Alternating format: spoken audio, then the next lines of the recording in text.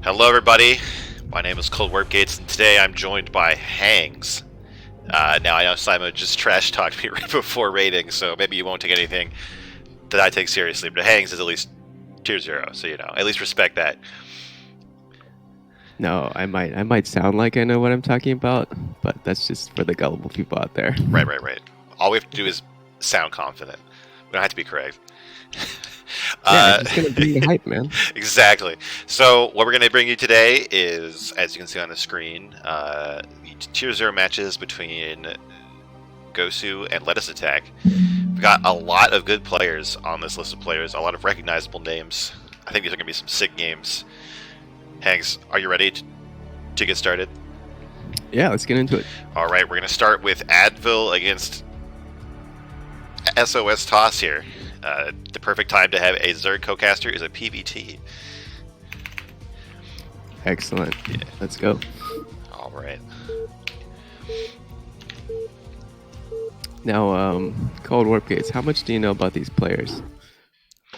I remember SOStoss cheesed me once in a BSL. Beyond that, I don't know too much. But I know in the bottom left of Sylphid, we have the orange Terran IRK Advil, and the bottom right, the black Protoss red SOStoss.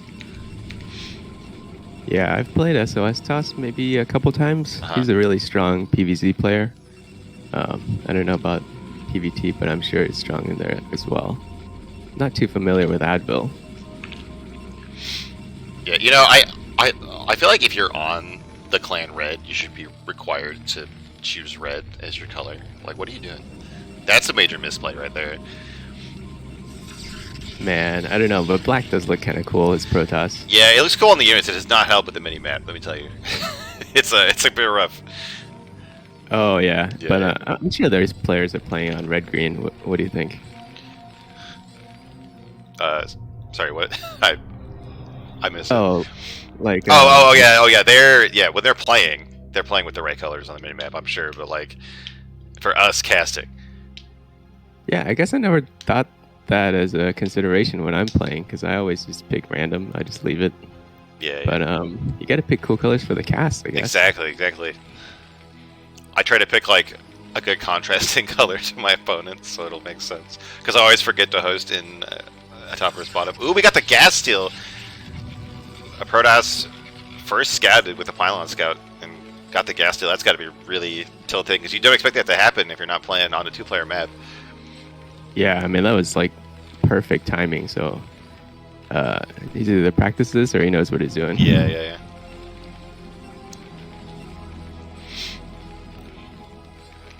So what do you think about these team names this season? I think they're pretty good. They're pretty strong.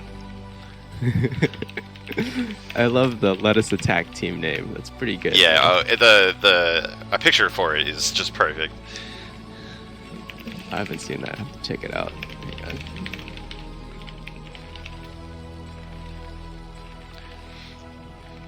on. Where is that? I don't know where to find it, or I would have put it in stream. I never, like, I can't remember to do it like while I'm getting ready.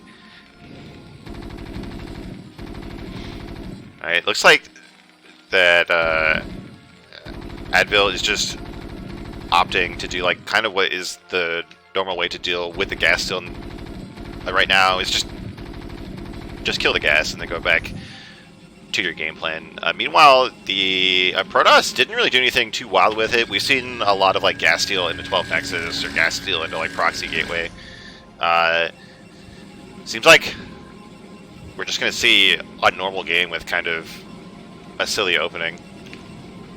Yeah, but I think I like this opening anyway for the Protoss, because I mean, ideally you want to see like a nice follow-up, but even if you don't have a follow-up, it's kind of like forcing the game in a certain direction. Yeah, it seems like there's no reason not to do it if you can get the scout off. Like, the Terran doesn't really have any like, aha, you wasted 100 minerals, now I can kill you kind of move.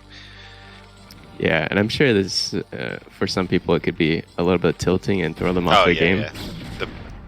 The mind game aspect is not small at all. But, like, it's so common now that I feel like Terran players, even if they're still upset by it, they're gonna be used to it. Like, they're gonna have a plan, and we actually see the Protoss going for 3 gateways. This is absolutely not normal. This is like pretty much all in this matchup, and like if we don't see a siege expand, advil might just die to this. Yeah, I mean, even with the siege expand, if that first tank gets picked off, or the bunker falls for whatever reason, that's going to be game very quickly.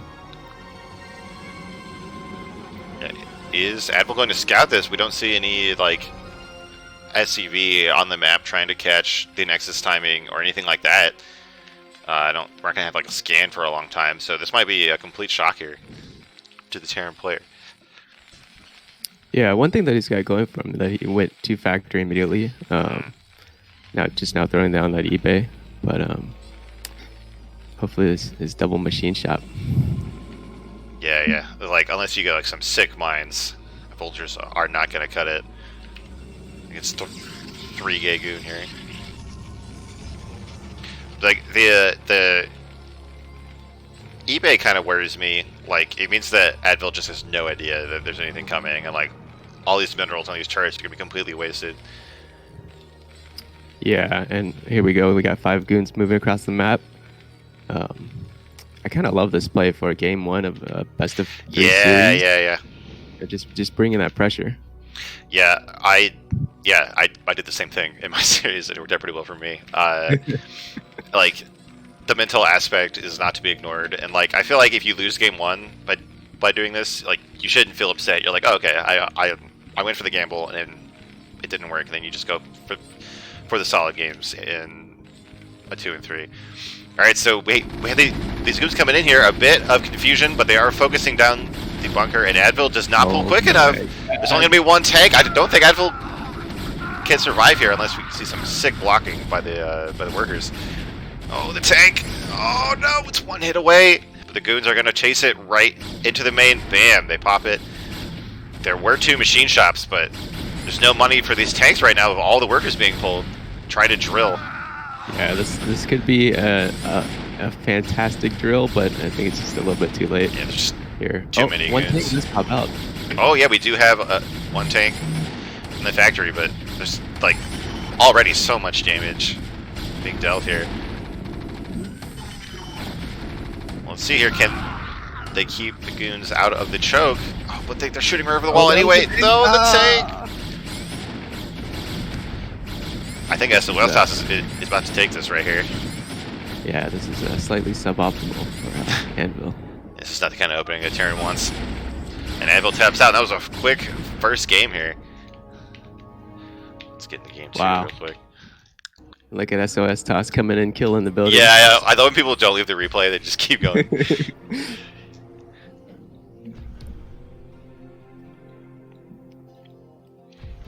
Alright, we're heading to game 2 here on Good Night. As soon as you get in that lobby. I'm in. Here we go. So we didn't really get a chance to talk about the map in the previous one, but we can definitely talk about it here as we get into this game. Alright, here we go. This time in the top right of Good Night, in the white Protoss, it's SOStoss with the chat, with the from rush, and in the top right in the brown Terran, it's IRK Advil, fighting for the honor of the GOSU team. I'm not here to chat, bro. Blood hungry. Oh my god. Getting a little bit spicy in the chat this game. What does that even mean? Dude, CPL is no fun allowed. This is purely professional games. Like, we need Kespo to come put SOStoss in jail. Oh my god. Oh my god. Wow. Dude, I love this band. Yeah. Oh my god. I'm not your bro friend. What do they do this for the entire game? They're just chatting. Dude, these guys could just cast themselves, man. Exactly. Like, we could just shut up and they'll just talk the whole game for us. You know, I will give away one of my secret CPL chat strategies. Oh, what do you think about chat in general in CPL matches? I mean, it like never happens. One thing that will happen is like I'll say Jilla HF in the lobby, and then they'll say it in the game. And like I don't think to say it because I said it already, but when you look at the replay, it looks like I was super BM and ignored them. Like that's my only thought on chat. But like I do like it when people throw in the little ribbon banter. Yeah. I gotta say, if I'm playing like a ZVZ, sometimes I'll throw in a bunch of chat, like a bunch of questions in the chat, right when when your stuff like is you gotta going do a lot of, when you gotta do a bunch of micro for like a 9 pool, like you throw down your layer, you throw down your gas, you're making drones, so it's like extra taxing for their APM. Classic Firmrish. So we had another Pylon Scout from the Protoss, but despite not getting Terran at the first scout, still went for the Nexus first, which is it's just so popular right now in the VSL and the ASL and just at all levels of play. Like Protoss is just getting away with murder in so many games, and poor Advil is gonna get the last scout on it too. Or actually, oh no, so Advil, yeah. So it's even worse because Advil is gonna do the like check cross first, and then go to bottom right, and then go to the top left. So it's gonna be super late by the time Advil finds this Nexus. Huh. Yeah, I mean, the 12 Nex is just it's a really good follow-up strategy, especially in the first game you played so aggressive. Yeah. So like, if you're the Terran, you're like, oh, he was super aggro first game. Oh, that probe even gets into the base. Oh, man. Oh no, everything going wrong for Advil right now. And what do you think about the scout pattern by the Terran? I mean, I guess we're both not Terran players, but yeah. So the point is Advil wants to know if it's cross spawn Nexus first, because like that takes a different response than close positions. But like you're just gambling that this doesn't happen, right?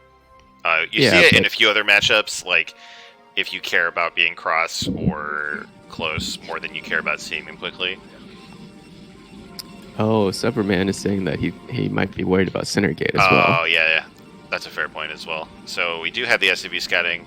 Going to be pretty sad here. I think it's too late to like pull the boys.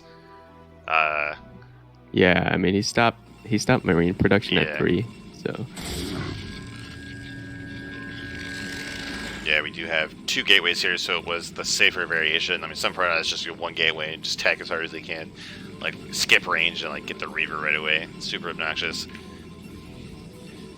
We do have the first Vulture moving out here. There's no reason not to try to get some probes with that. I mean, it's not gonna be goons for a little while here. Yeah, let's see how good the micro is. Getting 1 probe. 1 probe already. Super annoying.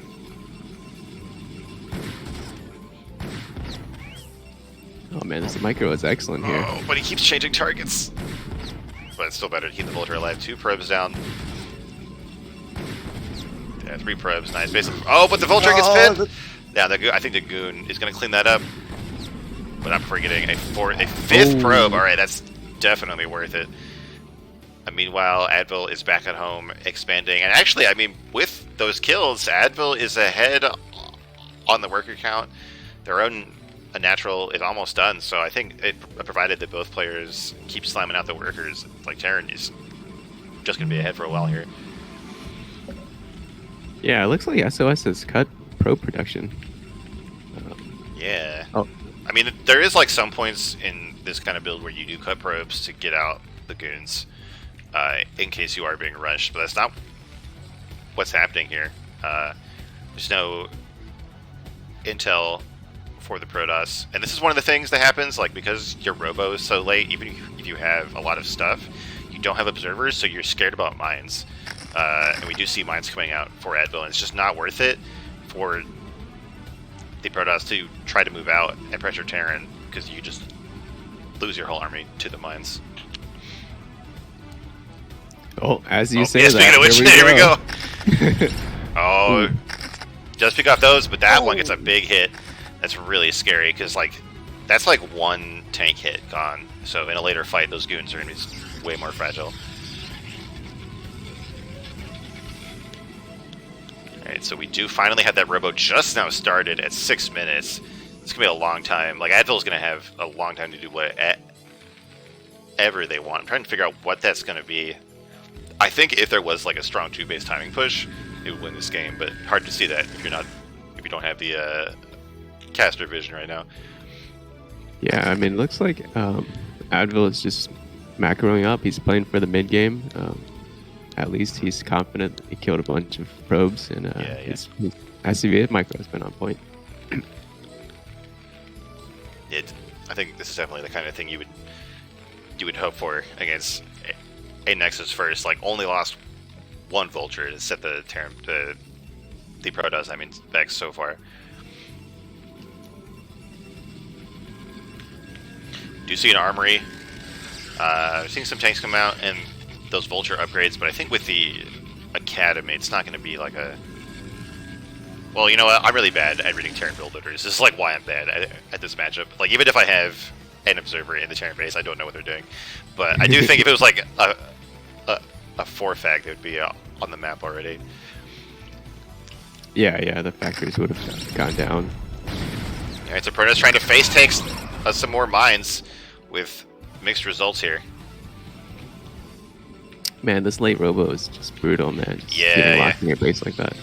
Yeah, Protoss like wants their third by now, and it's just very spooky to do that, and they have no idea what Terran is doing here. I think we're about to see a third command center come down on the high ground and then be flown into that low ground mineral base.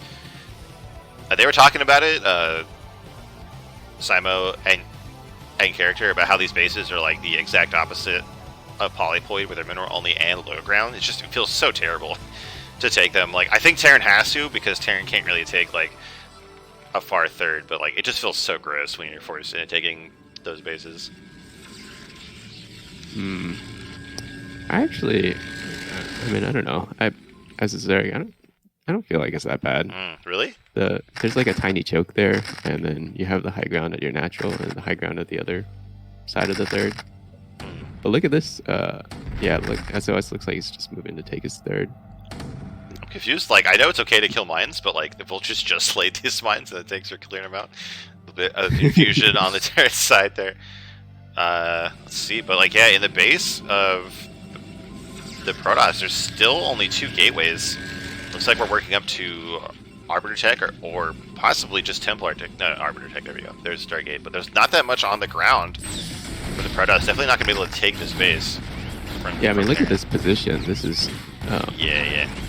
Taking this high ground and just holding it. And it's so close to the Protoss base that, future pushes are going to be pretty scary. Yeah. Very hard for Protoss to deal with. Yeah, it's like one screen away from the Protoss natural. I didn't realize that. God, I don't ever want to play this map. It's just giving me nightmares right now. Yeah, so many free hits being taken on those goods.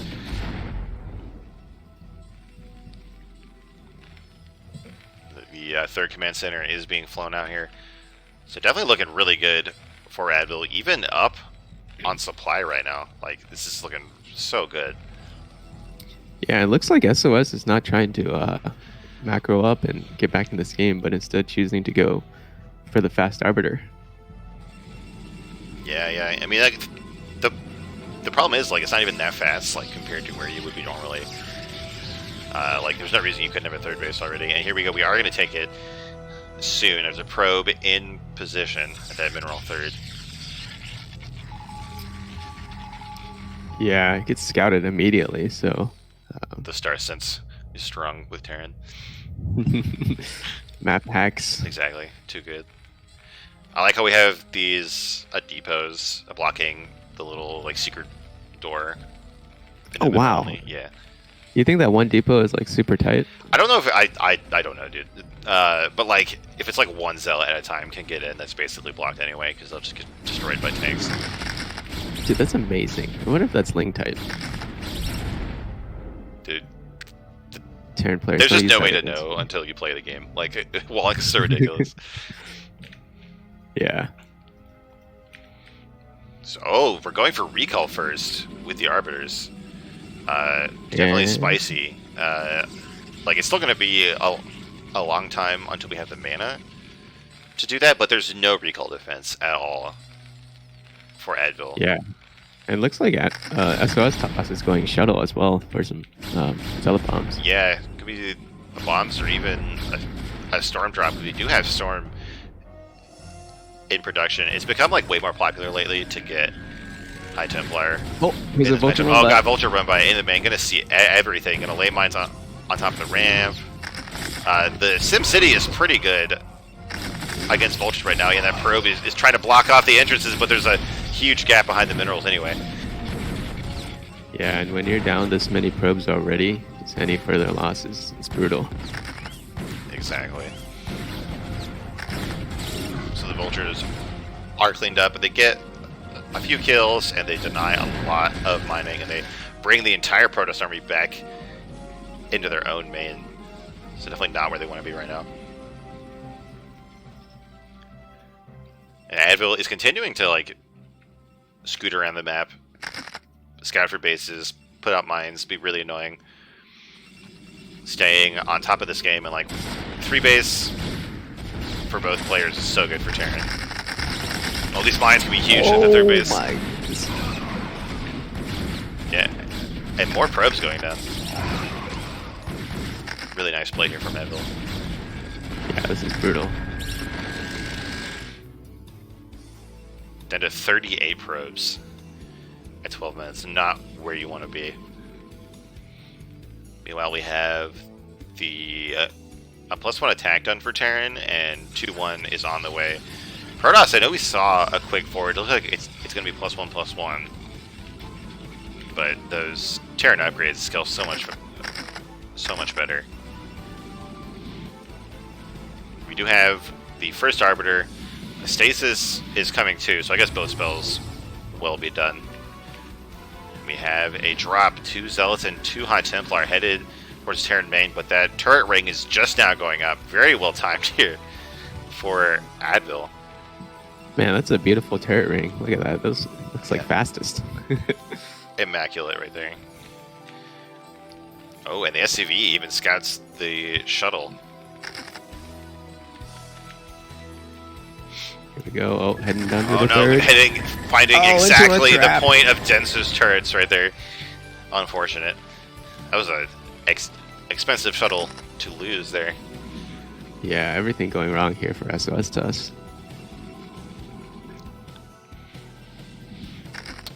And like, advil's gonna be maxed out soon, and the Protoss is only at 120 food. This fight is gonna be a slaughter unless we see like the perfect stasis. Oh, it looks like the Arbiter's... well, it looks like it's taking a long way around for a recall. Oh, the long way. It took me a while to find it here. We do have a few turrets in the National, but not enough. There is kind of an opening here, so I could see a big recall getting off in the main. Yeah, looks like Advil moved his tanks up to the high ground to defend the 4th. Yeah, this army's going to take a long time to get back there and defend those factories. Here we go. The Arbiter's flying into the Natural. Actually recalls straight in the Natural and brings a second Arbiter in. There's all of these Zealots, but they're going the wrong way. Oh, Storm all over the SCVs. But I think actually this is going to get cleaned up. I think recalling to the Natural made it that much easier to defend. And despite 9 kills on this High Templar, Terran is still up like 20 workers. Yeah, I think he actually did Advil a favor because now he's down to 60 SUVs, which is pretty good. And it's got like the optimal balance of workers and army supply here. And like I don't know what the Protoss can do against a push that's going to happen now, because that was both Arbiters dead.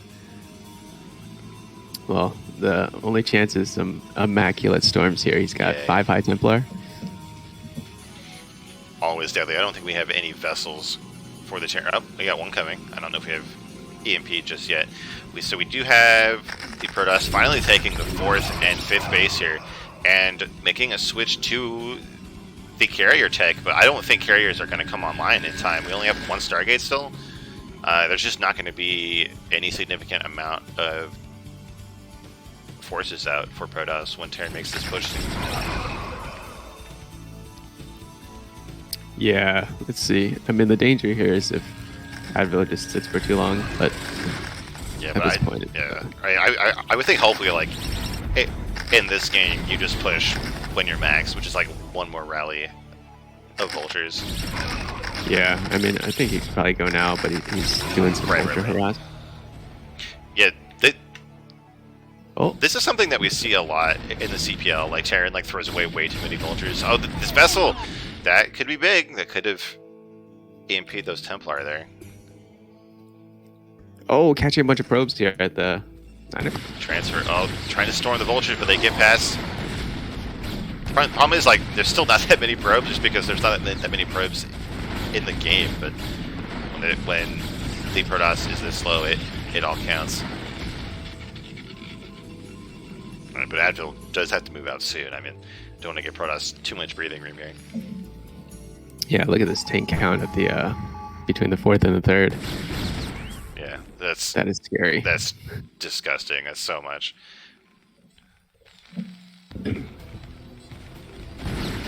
I think that the carriers were scanned because we're starting to see Goliaths mixed in here. Yeah, but even so, SOStoss just doesn't have the income for. Yeah. Like, can't even have 2 Stargates working right now. Some vultures find the attempted 5th base at the bottom left. Is just a cannon for now, but not good news for the Protoss. Man, I want to see some chat here at the end of this game. Yeah. If you're gonna be that chatty at the start. All right, come on, Advil. You're maxed out. Like, if you were ever gonna attack, it'd be right now. Come on. And like the whole Protoss army is like miles out of position. Oh, he's microing the one vulture at the oh my god, bottom Advil, left. Advil, please. It doesn't matter. Oh man, I do this all the time. Like, I have like 3 goons at the enemy base. I'm like microing them, trying to dodge mines, and meanwhile I have like 10,000 minerals because I'm not doing anything else. Yeah, still, these mines are going to be brutal, I think. Oh yeah, mines laid on the retreat path. Oh, Templar out in front. Some Templar. Big value on these vultures here. The carrier count is starting to grow. We now have 3 Stargates blinking. Basically, all of the Protoss money is going into this air fleet. There's no more supply left to make Goliaths. Advil, please just attack. I mean, maybe there we go. Oh, here we go. Yeah, it looks like we're waiting for the +3. It's about to finish. Probably start by the time we have any fights here. This is going to be a really scary attack.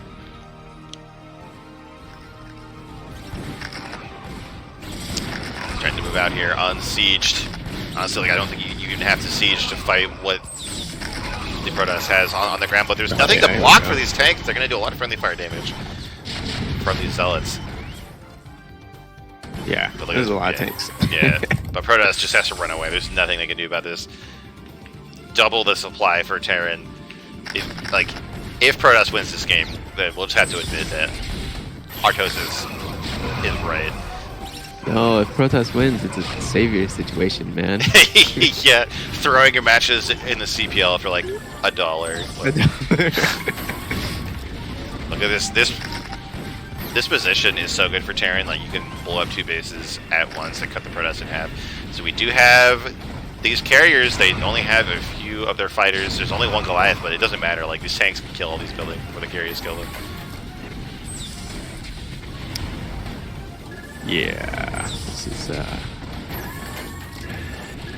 is pretty tough. Yeah, looking pretty good for Advil. There you go. SOStoss taps out. We're gonna go to game 3 on Butter. That's gonna be an exciting map.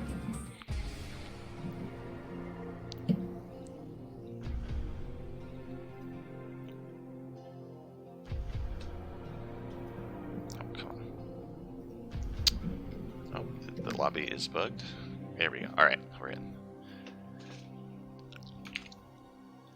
Oh, I forgot to update the series score, which is now at 1. 1-1. Alright, we're going to Butter. Game 3.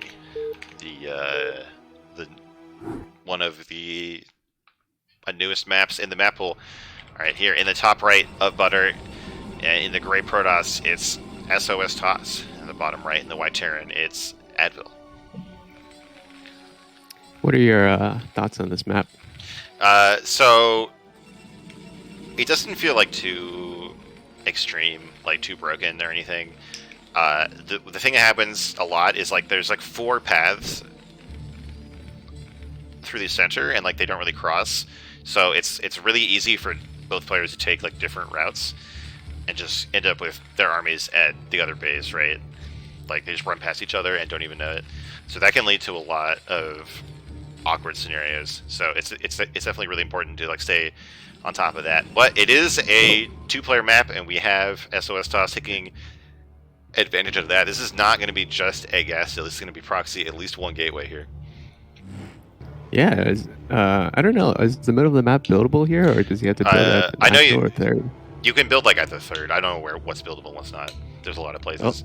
Oh, He's trying to find one. Oh no!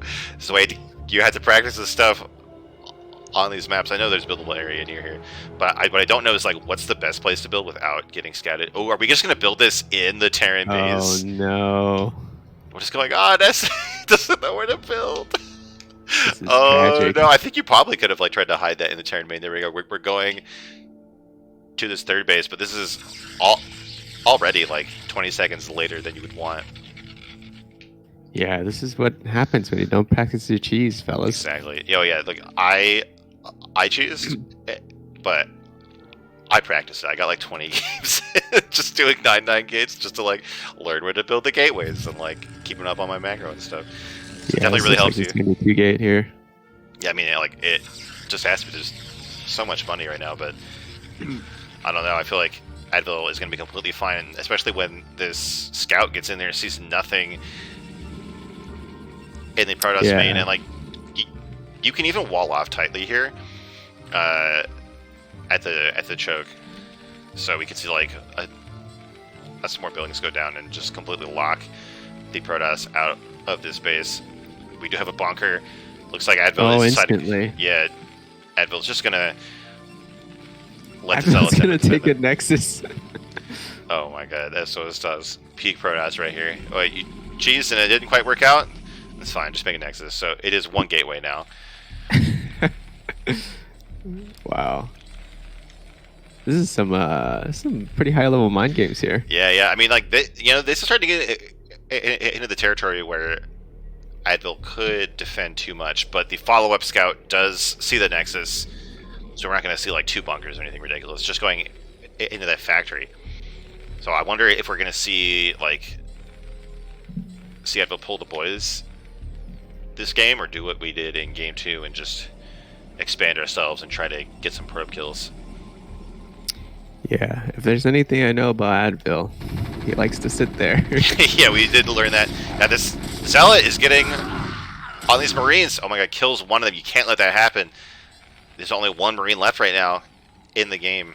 Poor Terran does manage to make it back to the bunker. But that's going to leave this factory exposed here. And this Zealot is getting way more than it deserves to get. Oh, the second Marine is rallied out of the barracks. Oh no. This factory critically is just not building. Yeah, we do see the natural command cert coming up, but oh my god, these Zealots for Advil doing so much money. Oh, it's not micro. Does go down. And what is going on in the base of Protoss? Just getting that cyber core. The natural nexus is done. More Zealots are going to march in here, but with 3 Marines, it's much stronger. As long as Advil can micro the weak ones away here. Oh man. Yeah, he's got the vulture popping out, so he's gonna be completely fine. He's fine. But it's gonna be dangerous for the Protoss SOStoss here, because remember what happened last game. Yep. There's no units.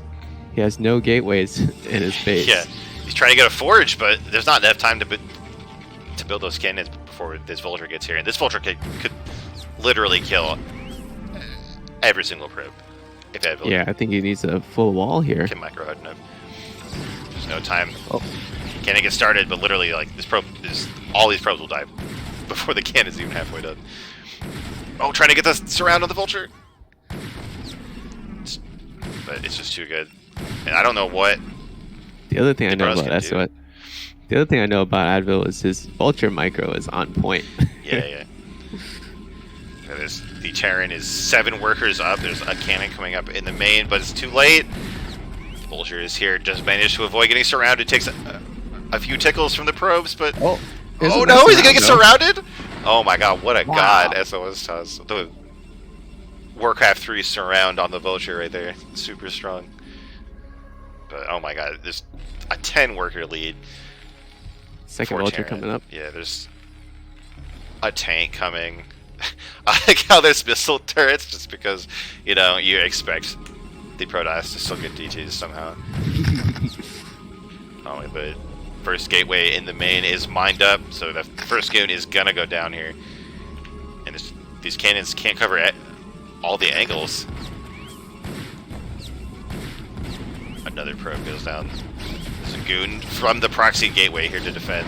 As that Vulture goes down, there's another one putting mines in the choke. Yeah, remember how late the Robo was last game? Oh yeah. Well, this game he built 2 cannons. Oh, the goon survived somehow. What? Dude, I don't know how this game works. I guess There you go. mines Alright. just blew each other up. Just as, yeah. Oh, he's baiting. Oh my god. Yeah, also, I like how there was no chat whatsoever in this game. Like, this was completely serious mode. Dude, Advil is like, you know, hardcore. I'm here to game. Yeah. I feels like I'm here for the win, not to make friends. I like it. This gateway is still here, by the way. Like, it's gonna be a long time until Terran actually goes over and kills it, especially since it's Advil. Like, probably like maxed out before he kills us a proxy gateway. So it looks like a very similar build to last game, with the late armory just chilling on 2 factories, getting up the worker count. Probably gonna lift third to that high ground. Yeah, I mean, I want to see like a 4-fact push at this point. Yeah, like it, or 5-fact or something. Yeah, like why stretch the game out? Like just win the game. Like if Protoss makes any mistakes in the early game, it makes it that much harder to kill one of these 2 base pushes, and like the observer wouldn't even be there by the time like a 4-fact push hit it. So it's just, I guess I respect the choice to just be like, no, I'm good at the late game. We're going to the late game, but also like, you know, you could just win this game. Yeah, I mean, that just shows you the confidence that Terran has.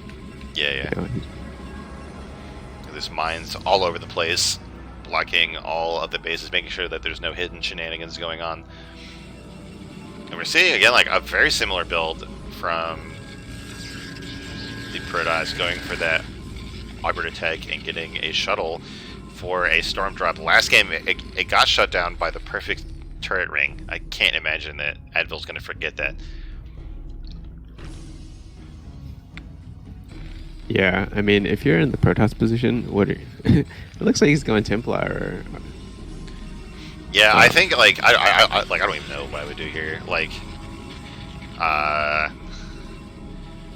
don't know. Like maybe try to like double expand, but there's so many mines out. There's still mines in the Protoss main. Like you can't even clear mines on the rest of the map. Oh, and we do have these tanks moving out. Not sure if they're gonna go push the Protoss or like yeah, there we go. All right. I hope it brings some vultures here. Oh, we got DTs coming.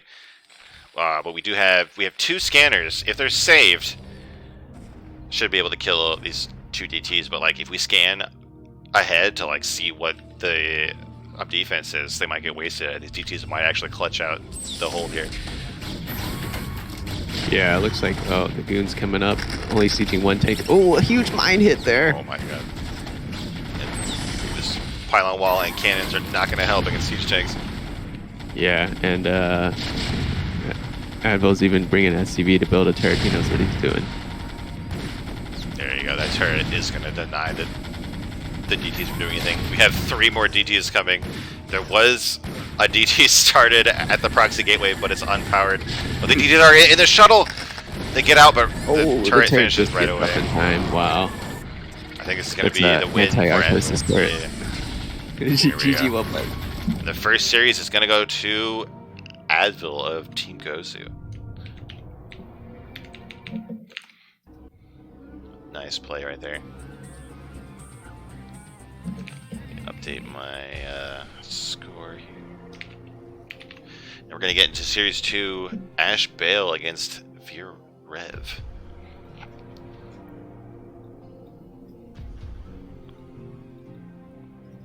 Alright, it's a PVZ, so it'll be perfect for us, right?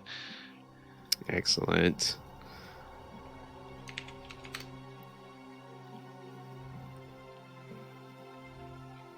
Alright. The lobby's up. Okay, I'm in. Let's go.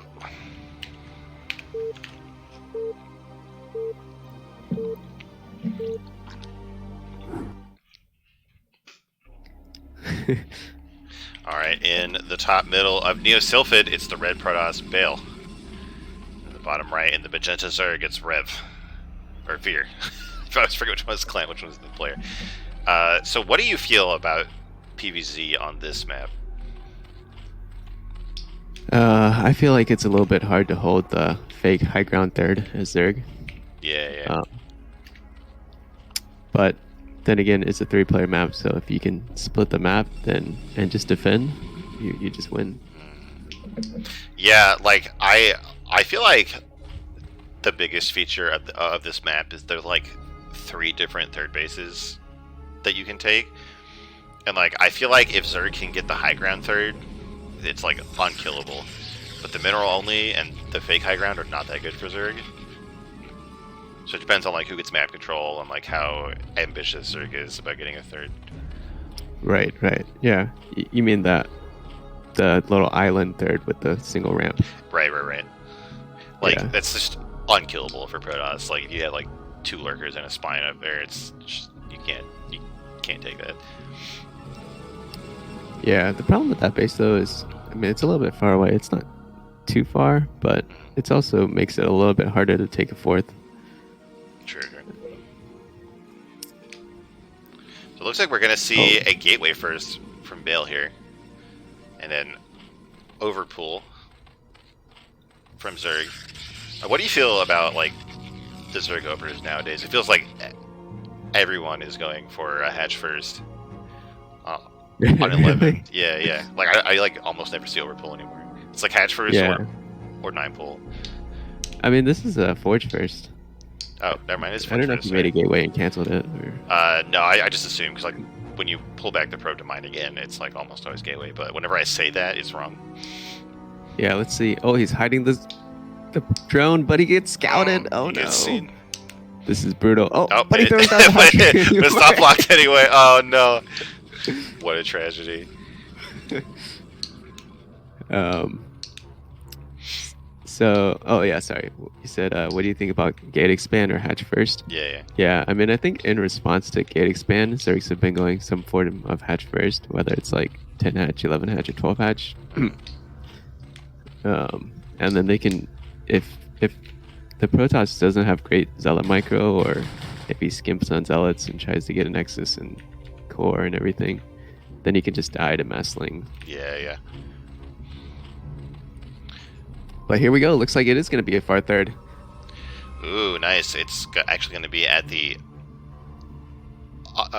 natural of the untaken base. Do you think we're going to see like Turtle Zerg and like the fast fourth?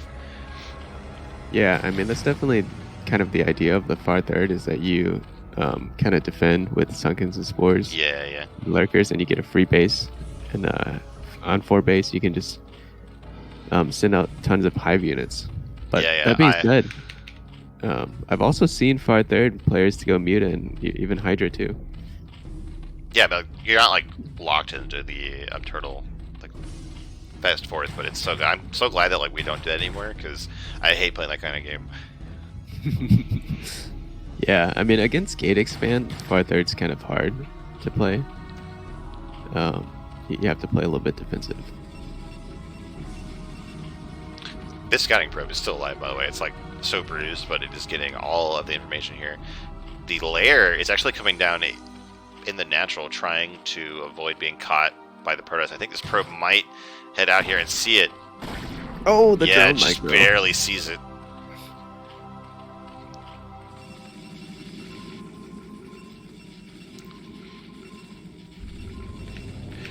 Well, Protoss finished the cyber core. I don't see the follow-up tech yet. We definitely want to get that started as soon as possible. Yeah, it looks like looks like Citadel. it's gonna be Citadel. Wow. A Citadel first, and then Stargate. We've seen this like a little bit lately. I don't know how I feel about it. Like, I feel like if you're not getting a Stargate first, just skip it and just go YOLO with the Zealots. Yeah, I mean, even the Citadel first, like the +1 is not started yet. Yeah. I think I'm just a bit of confusion here in the follow-up for the Protoss.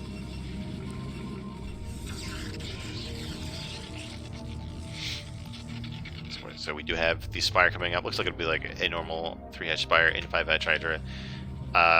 Like, if it was going to be mutas, we'd see like a second gas soon, right? Typically, you can go 5 muta off of 1 gas, but with the far third, it's a little bit harder. Link's trying to poke at the wall. They do find one Zealot who walked too far. There you go. Yeah, it looks like the +1 is still not started. Do you think he forgot about it? Yeah, I think it must just be forgotten. I don't think there's any build where you just don't get the upgrade. Like, it's so good to be able to 2-shot Lings. Like, I don't think you just give that up for no reason. Yeah, this is going to be brutal. Oh, just now started, but it's going to be way later than the speed. It looks like maybe VIR's kind of sniffed this out. He's sending an Overlord in. Yeah, there is a Corsair here to kill it, but he's going to see what the tech is. You should realize that that is a late Corsair. You see that? The Hydra Den and the 4th hatchery going up, and a 5th hatchery going up at the 3rd base within Evo chambers. So looking like very standard, like Hydra mid game here. Maybe some Scourge. Yeah, it looks like Baal is kind of pushing out a little bit, but at this point the Spire is up, so the Corsairs are going to be at risk, and the Zealots don't have +1, so it's a little bit brutal. Yeah, there's a lot of Lings here. They do manage to surround one of the Zealots. Without the +1, Lings are pretty strong, but I think they still don't want to fight here, really. Yeah, the Zealot speed finishes, and usually when Zerg sees Zealot speed finishes, the +1's like right behind, so they don't usually like to attack with Lings. But in this case, you can fight. Corsair goes down to Scourge in the main. Most of the Zealots ran back home, but one gets caught out here in the wilderness. See those first wave of Hydras coming out here. Flyer Carapace. There's no cannons in the main, though. Yeah, there's one coming up here, but the Scourge are able to fly in here and see what's going on. Oh man, this is kind of brutal. I don't like. I feel like, correct me if I'm wrong, but I feel like if you're gonna go Stargate, you either make 5 Corsairs and get +1, or you make 1 Corsair. Yeah. 3 is kind of a. I think you made 3 or 4. It's kind of like a weird number, but sometimes like it takes long to like confirm that Zerg is not going for a big mutaflock, so you kind of like build a few just to be safe, and you end up like 2 or 3, and it just feels weird. Yeah, but it looks like 6 hatches going down in 4th base. And Zerg is feeling great right now because he doesn't have to throw down Sunkens. He's just defending with Hydras. Yeah, it's going to be a long time until Protoss can do anything about it. We do see Storm being done. We see 3 Templar. The Zell count is not that big. So it's going to be a long time before a push can come out here and really threaten Zerg. Oh, the Hydra's moving out a little bit. Let's see if this DT can do some damage. It's trying to find bases first. So just hanging out here on the high ground. We do have a move out from Veer. We have 2 flanks of Hydras coming in. I don't think this is enough to break Baal here, like especially with 3 Templar. I don't think we saw Lurker tech done yet, right? So I don't think we're going to see a contain just yet.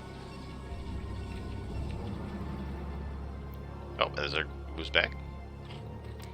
All right. The DT is trying to sneak to the 4th base, or to the 3rd and 4th, but there's plenty of detection there. Although only 2 Hydras, so maybe this DT can just like wide walk in here and kill a bunch of drones. Oh, wow. Very nice reaction here. Yeah. Still going to get a couple of drones. Yeah, I think 4 drones, maybe 5 drones. Yes, you totally trade that for a DT. Every time. Good for Protoss right there. Veer is going to move out. We actually have a ton of probes for Baal. I think normally like you want to sit on like 42 until you get that 3rd up. So definitely don't want to get too contained here. We do have Lurker tech coming, but the observatory is already almost done. Oh, the Hydra's running up, picking off 1 cannon, running back. Oh, and the DT, the DT goes down. Yeah. So I think this could be a scary contain here. Baal has all of the tech to deal with it, but not a lot of units. We do see a nice storm there. Veer's being like very aggro with these Hydras, trying to get these cannons. Yeah, this is a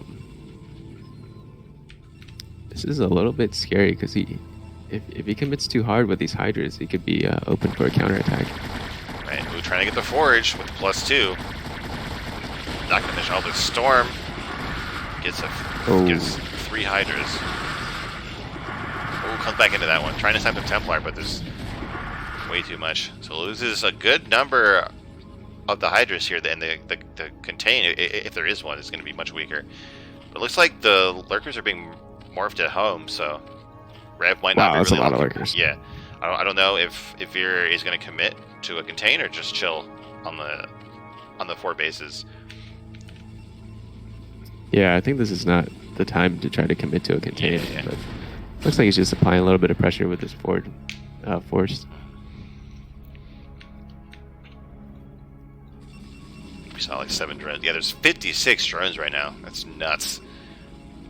We do see a big move out here, though. Yeah, as I say that. Yeah. But this Protoss army is pretty scary. I mean, with the right storms and a bad engagement from the Zerg. Oh yeah, real clumped up here. All these Lurkers can be storm food, but so much damage. Right the Zealots running in. Just oh my god. Oh no.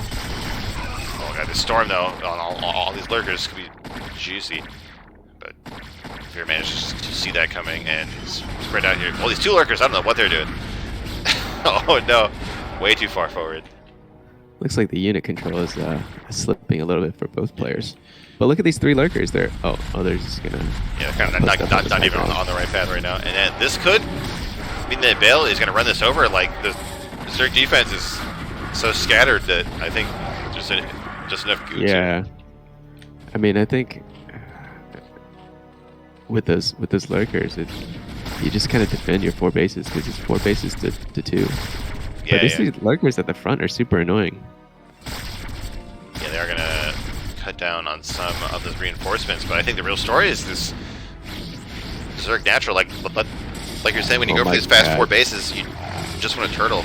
Oh, that's gonna be a huge storm on those Lurkers. Oh no! Disgusting. That could be game right there. Yeah, that's like 1,000 gas or something. Holy shit! I think Baal is just gonna roll this over. Yeah, I think maybe he overestimated his position a little bit, or maybe underestimated his opponent. But yeah, I think it was all about the choice of where to move on the map. Like this creep colony trying to come up here. Like, don't worry, guys. I can build a sunk. I can hold it. But it's just walking into the main right now. There's only a few Hydras on the map. This position is brutal. And storm all over these drones, I think. Come on. Come on. No, don't storm the drones. You gotta save the storm. Link's trying to come out here, but these are not cracklings. There's no dark swarm. They're gonna get chewed up pretty quickly, I think. So many goons. It's like just like Goon Man right now, but when you have this many of them, it is not a problem. The main goes down. Tech there is in danger. There's not even a Hydra Den. There's a queen. Oh, okay. There is a Hydra Den at the 4th and a Queen's Nest, but yeah, that's not going anywhere.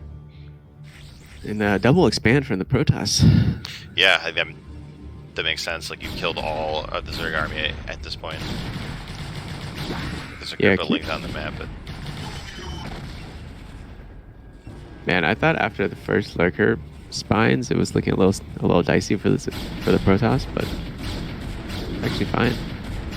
And I wonder if he knew about these bases on the left, if the Protoss did. I know that there was a DT there at one point. I don't know if he knows that there's a 4th. You can have now a 3rd base coming up at one of those high ground bases that we were talking about, but I think it's a little late to make a difference in this game. Yeah, but this kind of army is just sitting here at the bottom right. Yeah, it could be like, well, I guess the game is bugged and he didn't leave the game. Like, even though he has new buildings, I don't know.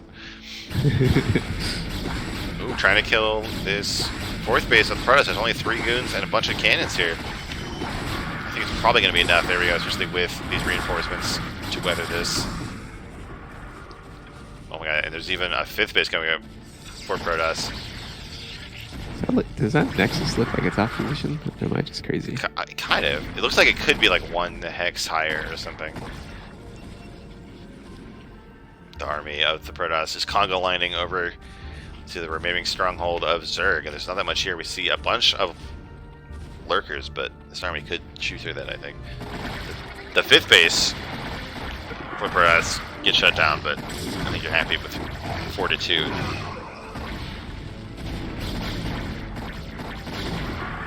Baal busting in here, yay.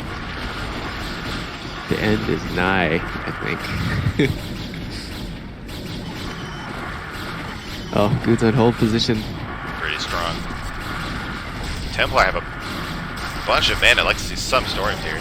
Is there an observer with this army? Yes, no, okay, here we go. There we go. GG. WPA. Yeah. We're gonna get into game 2. What do you think the A stand for?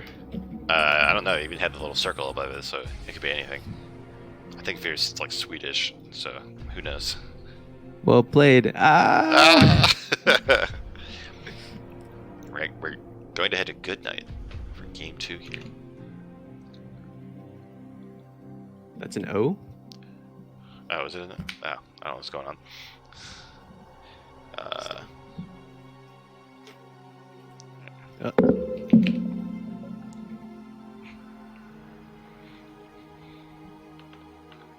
I'm actually going to take like a 2-minute break before this game, just get some water and stuff. So I'll be right back. Okay, dude.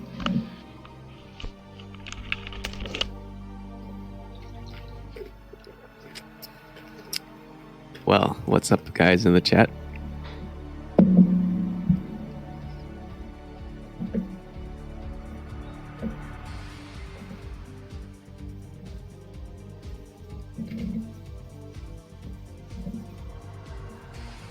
Yo, Alpha for Toast.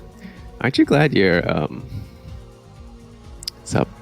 Aren't you glad you guys are here watching this amazing, like, super high level StarCraft? Oh, it's Polar Ice. What's up, dude? Nice games last week.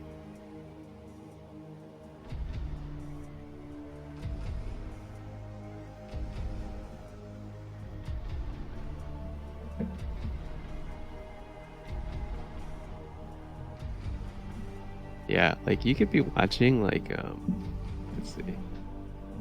Oh, you missed a stream. That's all right. I think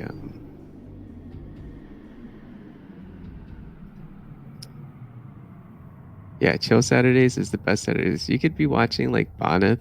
No, not Boneth, DeWalt. and like Mihu, but I think you want the best of the best of CPL, right? Tier 0, SOStoss, advil, Baal, Baal. Isn't Baal a Zerg player? Am I crazy?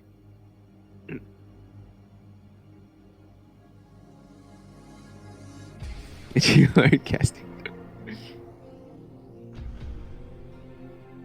Oh man, thanks. I appreciate that.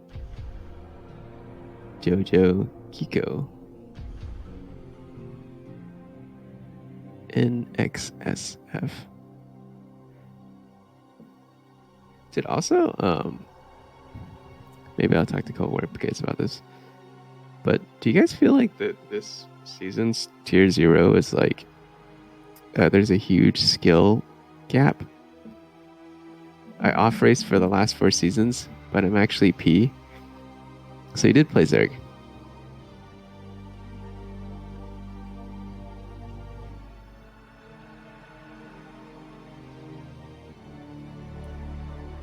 And Terran. Oh, damn. That's impressive. Yeah, I know, dude. The difference between like 1700 and 2K is insane, in my opinion.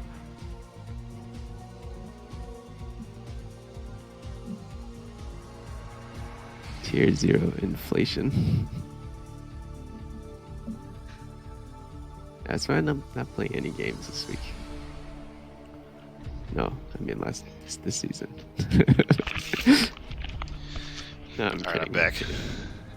Hey, what's up, man? Hey, thanks for winning. Can you get in the lobby? No. Is it screwed up? All right, I'm trying it.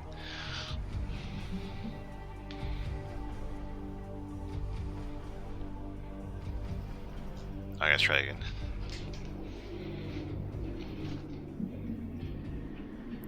I also can't join from the friends list either, which is weird. Yeah, it's dumb. It's StarCraft, baby. All right, let's get into this game.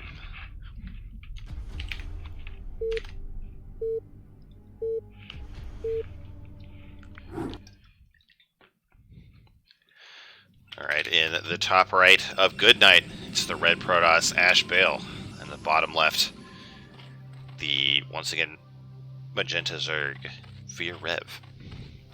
And I didn't mention last time, but Veer is a caster himself. He casts a lot for the BSL and like in the lower league parts of it. Streams a lot of his own gameplay too. A super chill guy. Yeah, it's a fun stream to watch. You should check it out. He's on Twitch. Yep.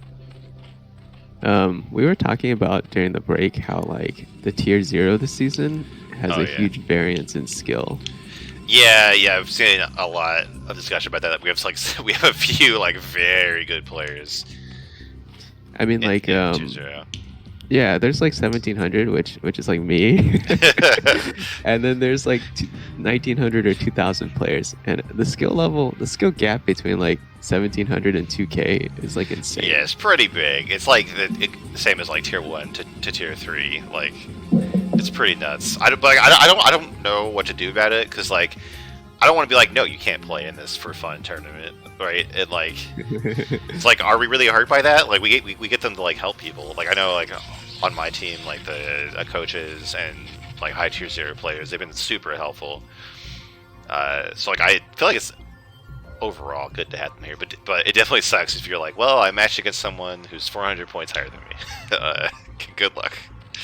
Yeah, I mean that's fine, and that's when you just bust out the creative cheese. Yeah, dude. And like we could maybe have like a tier -1 or like a tier S or something, but like there's not that many of them, right? Yeah, it's a hard problem to fix. But overall, I think it's like the right thing, like the right problem to have for CPL that like so many people want to join it. Yeah, it looks like a 12 hatch from VIR here, and gate expand from Baal. So, so what do you feel about this map? I hate it, like, for this matchup. Like, it's so awkward trying to get around. Like, the bases are just, like, uncomfortable positions. Like, some of the walls are weird. Do you like this map for Zerg, or like, am I just whining? Yeah, no, I like this for ZVP. The map that I don't like is Revolver. Oh, I don't even play that. I don't even play ladder anymore. I just do practice matches, so I haven't played on that or a Largo. Yeah, looks like Veer's gonna take this low ground base and gonna get the gas for 3-hatch. Yeah. Do you think we're gonna see like a 973? I feel like we see that a lot when we see like this kind of third base. I mean, if this probe goes down really fast, then there's almost no reason not to, in my opinion. Yeah, yeah. It's so good. Yeah, like even if you don't win, which you have a high probability of just winning. Yeah, yeah. Oh, it's a lot of lings actually. Yeah. Oh my god, that probe was screwed. You see, I guess like, it was gate expand. I like ask for help. Like, you know, how is it possible to keep my scouting probe alive? And like in the practice game, they make like two lings. No. If you're just like fuck that 8 lings, that probe is fucked. Like, you can't keep that alive. Yeah, look at this. He's looking for a probe. Yeah, or a he's like pylon or something. in his own main. Like, I don't know. I guess Bale's just like in his head right now somehow. Like, I don't know if these players like played a lot before, or Bale has like a reputation or something. But like, it's looking pretty good for Protoss. Like, no zealots across the map, and maybe 8 lings being made. Like, not that many drones. Yeah, this is an interesting gate expand. He went like 2 zealots and a cannon. Yeah, I think like seeing those lings, Bill got a bit scared. But like, I feel like generally like cross spawns when you go gateway first and attach first, like you can get the core before the cannon. And maybe before the forge. I hate it when people do that. It feels so good until you get a run by and then you just die and you're like, well, okay, I guess that was too greedy. Yeah. But this time looks like a +1 has started. Yeah, it's good. Like, you want to get it like right. Like, you go Stargate, +1, Citadel, and then the speed as soon as the Citadel finishes, and then you like the +1 and the speed will finish at almost the same time. Yeah, this probe getting a nice full scout here, but Veer's not doing anything out of their ordinary. Just aspiring, but definitely gonna breathe a sigh of relief not seeing a Hydrogen. Yeah, I mean, at this point, once you get the full scout, do you just go kill overlords on the map with a Corsair? Yeah, like if I saw this, I wouldn't have to like panic at the first Corsair to see the Zerg. Like, I definitely try to kill the one that was near my base. There's like 2 here that got sent, so that'd be really juicy. Yeah, this could be big. You'll see here, but like, I know like sometimes I just completely lose the first Overlord. Like, I know that it can't move very fast. I just can't find it, like where it went on the map. It feels so stupid. But there we go. This probe does see these 2 here, so hopefully this Corsair gets at least one of these kills. Dude, is this probe gonna make it back home? That's like, oh my god, I so think it might. tilting. Yeah, it's even like drilled, so it can't get blocked. Oh no, he got like to the gate and got killed right in front of all his friends. Tragic.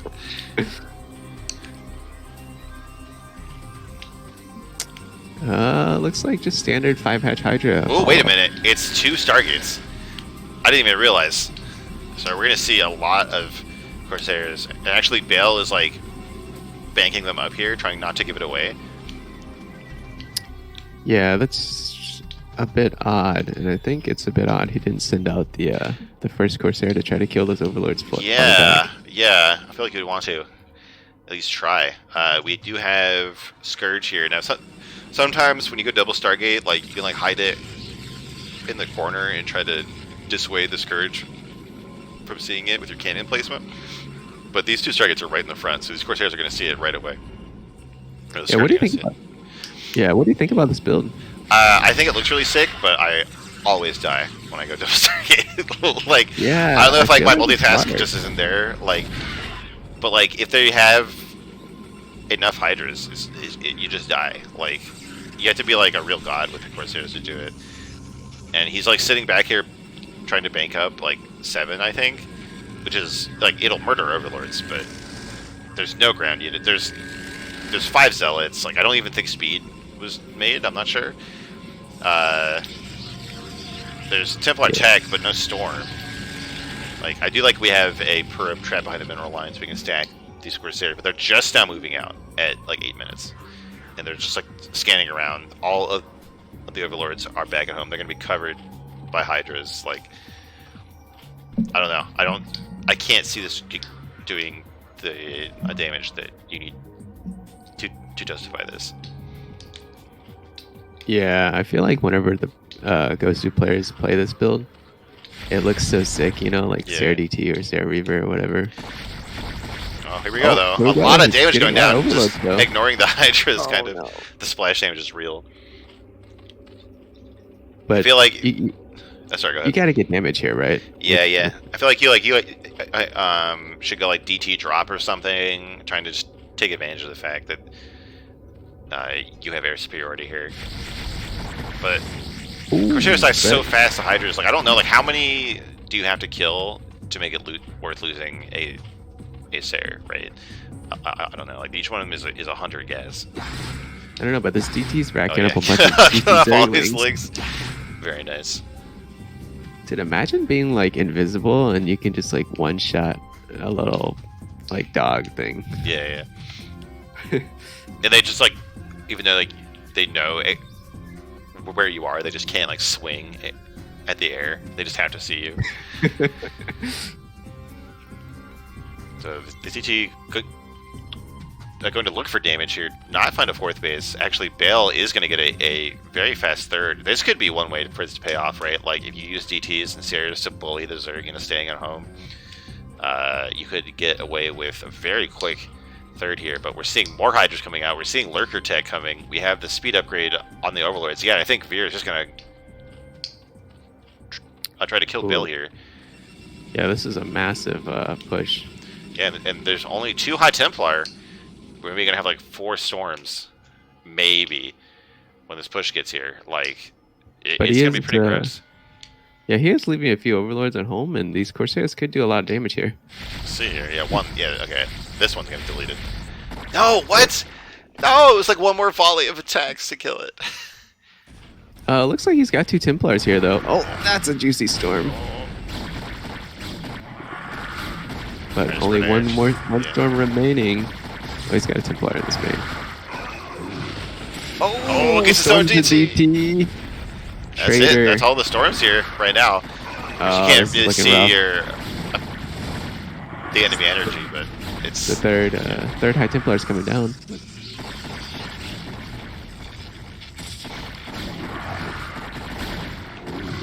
You're trying to bust in here. Try not to dive in too hard. Oh, we're gonna get the snipe of the Templar. It goes down, but not after a 6 storm. Yeah. I think this is it, man. Maybe I should call it early. Yeah, who knows? Like, yeah, this game goes on for like 20 minutes. Yeah, actually, this is kind of like, well, this is a very close hold here for Protoss. Like, it's so scary, just desperately trying to buy time for the next storm to come up. And 2 of these Templar are really close to the storm. The fact that this 3rd base has not been scouted is like absolutely criminal. Like it would die in like 2 seconds. There just isn't even thinking about that right now. So one of the storms is gotta get damage here because 3rd base is going up. I mean, he's got his 4th coming up as well, but yeah, you want to be able to smash this force. Yeah. 1 storm left here. I think the other Templar got killed while I wasn't paying attention. Oh, big storms though. Oh my god. But I think there's still just so much for Zerg. Like, Zerg is 20 supply up, but never where the Atos wants to be. We got Lurkers coming down. I haven't even seen a Robo. No, I haven't even seen a Robo, so this Lurker's going to be brutal. There's High Templar here, but there's no mana. 3 Zealots, the Hydras are still microing against them. I think Veer has this. Yeah, he's going to have non-stop Hydras coming up. GG, well played. There you go, we're going to game 3 on butter. These guys are so manner. Yeah. compared to the last game. Yeah, that was so funny. I'm not here to chat, bro. Oh my god. Oh, dude. But in the preseason, Veer was against Neblime, and Neblime bunker rushed him, and Veer just said, "Okay, see you," and left the game. It's so funny. Oh man. Oh really? Yeah. It's just okay. Bye. Yeah. 2 Stargate not paying dividends. Yeah, it's tough. Yeah.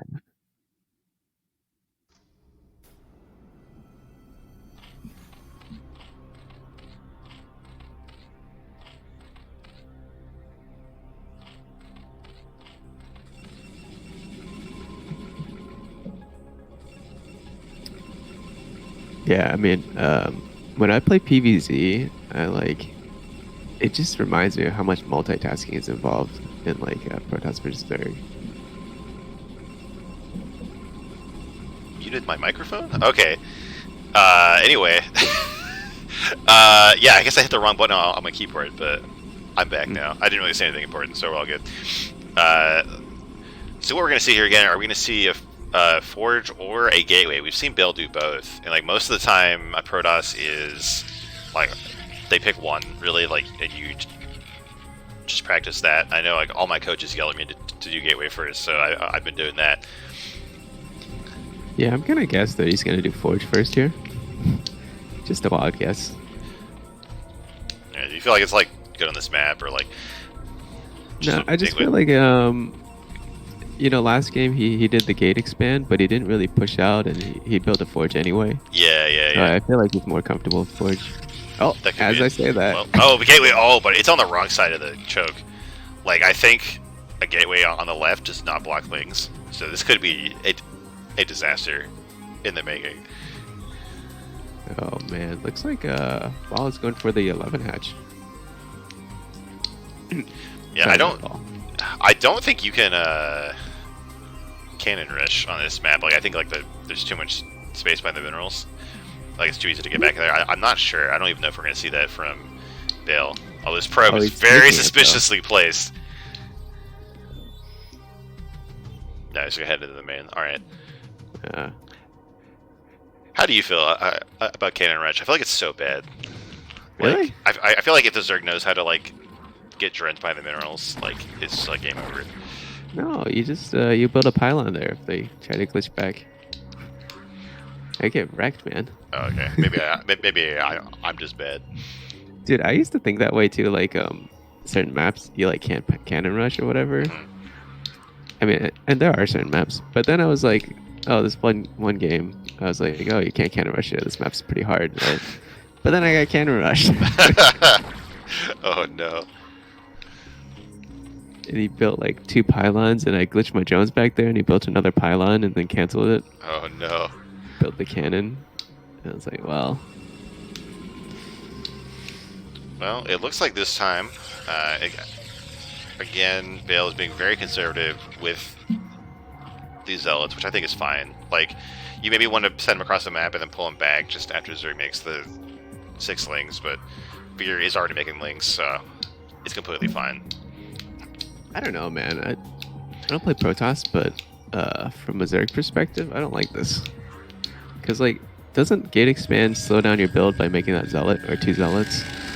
I don't think so. Like, maybe if you go Gateway Forge, but if you go... Oh, okay, so the fact that we're going Gateway Forge Cannon before Cyber, I think is bad, but, like, if it was, like, Gateway Cyber and then Forge Cannon, like, you'd be feeling pretty good. And, like, oh, yeah, sorry. Yeah, sorry, and, go ahead. You can like poke with the zealots and pull them back without really risking them in the hope to like force some lings and stuff. I think it's fine. Yeah, I don't know. As Zerg, you're not really scared in this position. Also, like someone pointed out, this is a fast gas. This is a 2 hatch layer. Yeah. Oh, you're right. There is no 3rd hatch just yet.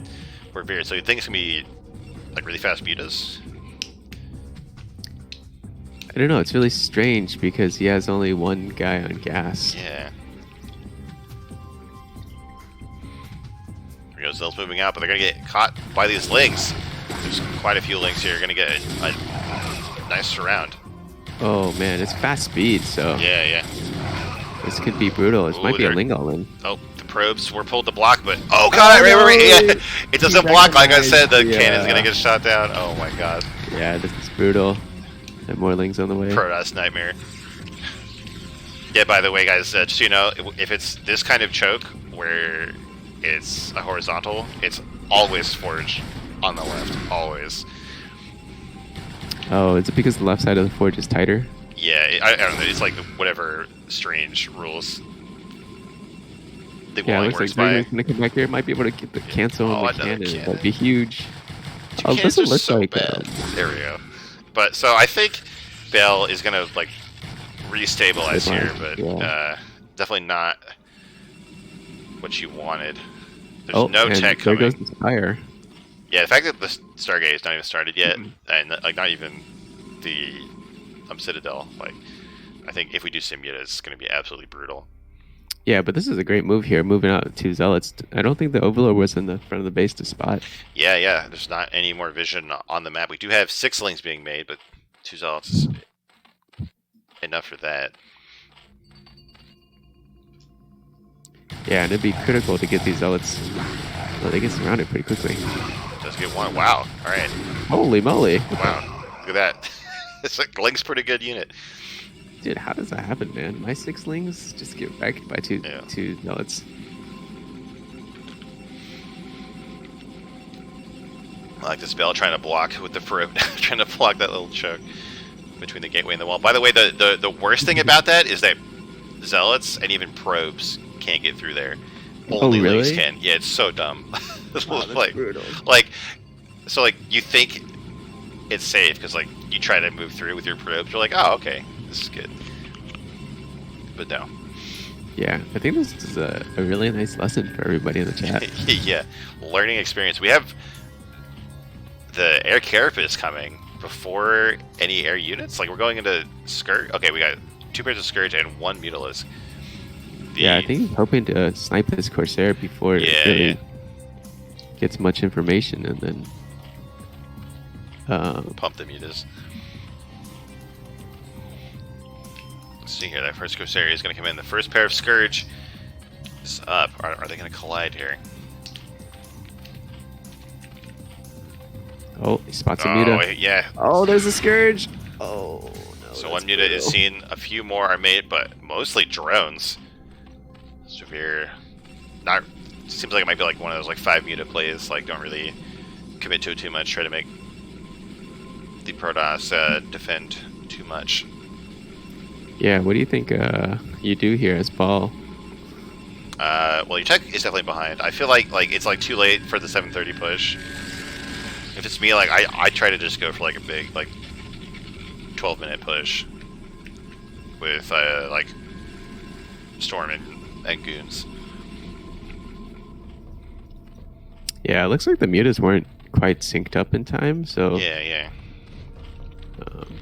He's waiting for a couple more, but still, this could do some damage here. Yeah, but it does allow Baal to get up his cannons on time. It's true, but like, and there's only 1 Corsair left. Like, I don't really know if it's like some kind of soul read, but like, you know, it's not like a huge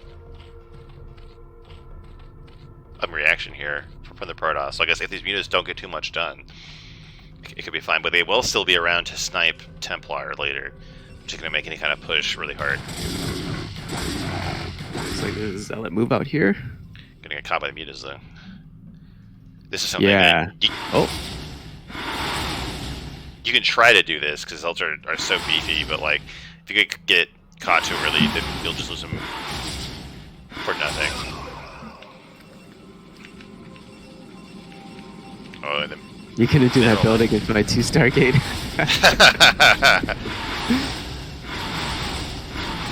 Trying to buy some damage here on the probes. Oh, what is this drone doing here? Dude, he's microing this drone. Oh no, it's part of his Muta style. Oh, well, that's funny. I thought it was like BM, man. I was He like dancing his drone. Oh my god. So the natural mineral line is cleared out. A few mutas died. We do have 2 Corsairs now. Oh my god, these mutas are so bruised. 2 Corsairs might do a ton of damage here. The Scourge are not flying in. There we go. Oh wow, very nice sketch control. You can take it out. Looks like the Zealot's gonna run into the main, possibly. Yeah, we do have 2 sunks though behind a nice wall of SimCity. And a ton of drones here. Yeah. Oh, throws down the other evolution chamber. Oh, look at that super long path the Zealots have to take, but they can get right to the main now, and the Mutas will have to help kill them out here. The drones trying to block the last of the Zealots from getting in the main, but the drones in the main are completely undefended right now. Yeah, but he held that actually really well. Oh, if the Mutas move, the Mutas aren't moving. Mutas, no! Trying to drill as hard as he can in the main here.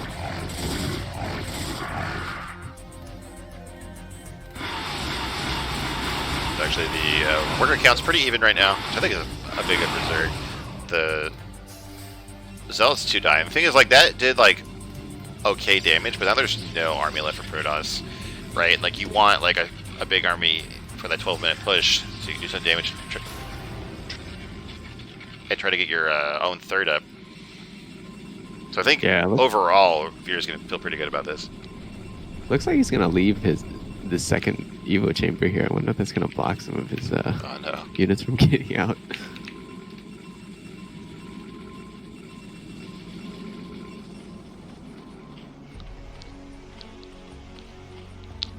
He's going to get some upgrades out of it, though, so this will give some value. But actually, yeah, how do units even get out of this base now? I think Hydras might be able to... No, that might... I think Hydras can slip between somewhere. Maybe, yeah. Maybe between the Sunk and the Evo, like the Zealots did. He's trying to get some more damage done in the Protoss National, but there's 2 Archons and some Goons, so... I'm going to need way more Mutas to take care of that.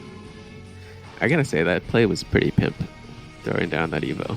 Yeah, it was really nice. It was like such a fast reaction. Yeah, the other thing is, like, his Sim Cities are... Oh yeah, the Hydras can go through. His Sim Cities are really tight. Yeah, I hate to see this when I'm Protoss. It's like, I gotta, like, max supply Zealots and I'll get stuck on the terrain and die to a Sunk. Yeah. The only bad thing is, like, larger units like Lurkers can't get out. Right, or I might have to kill some of these buildings to get out. And these are all, like, pretty valuable buildings, so it's not the kind of stuff you want to kill. We're seeing more and more Hydras being made here, getting ready for any kind of push by the Protoss. But, like, look at how sad this army is for the Protoss. Like, this isn't going to kill anything. Like, this would kill, like, Mutas with no micro. That's it. Making 2 Archons, so definitely maybe a little bit of a misread there. Maybe he thought that Zerg was going more Muta. Yeah, but we have a big wave of Hydras on the map here. Yeah, and I've noticed this from Veer's style, and maybe it could be like a European style in general, but a lot of Zergs like to stay on Hydra Tech for a long time in the mid game. Yeah, I feel like we see that a lot in the CPL, like, in general. They don't really make that switch to high tech, but oh my god, Defilers are so good. I strongly recommend also to do that. Oh god, these Mutas getting murdered by the Archons and a storm on all the Hydras. Another one here, and yeah, I think, is that going to turn this fight? Like, this tiny group of Protoss units are going to do this now? Yeah, I think it was just maybe too many units to control at once. The Mutas really just melted, and then the Hydras melted too. All these Overlords misrallied. Alright, so what is this army going to be able to get done on the map? This 4th base is just now being started. Could be denied here by this Protoss force. Yeah, now this, these little pathways in this map really make it hard for Hydras to kind of fight this Protoss army with Storm. Ooh, but if we're going into this arc here, I think Protoss is going to have a bad day. How many Storms do we have? So we have like 3 Storms ready? Yeah. One gets good value. The DT kills the 4th base. Or, I guess, forces cancel and it kills the drone.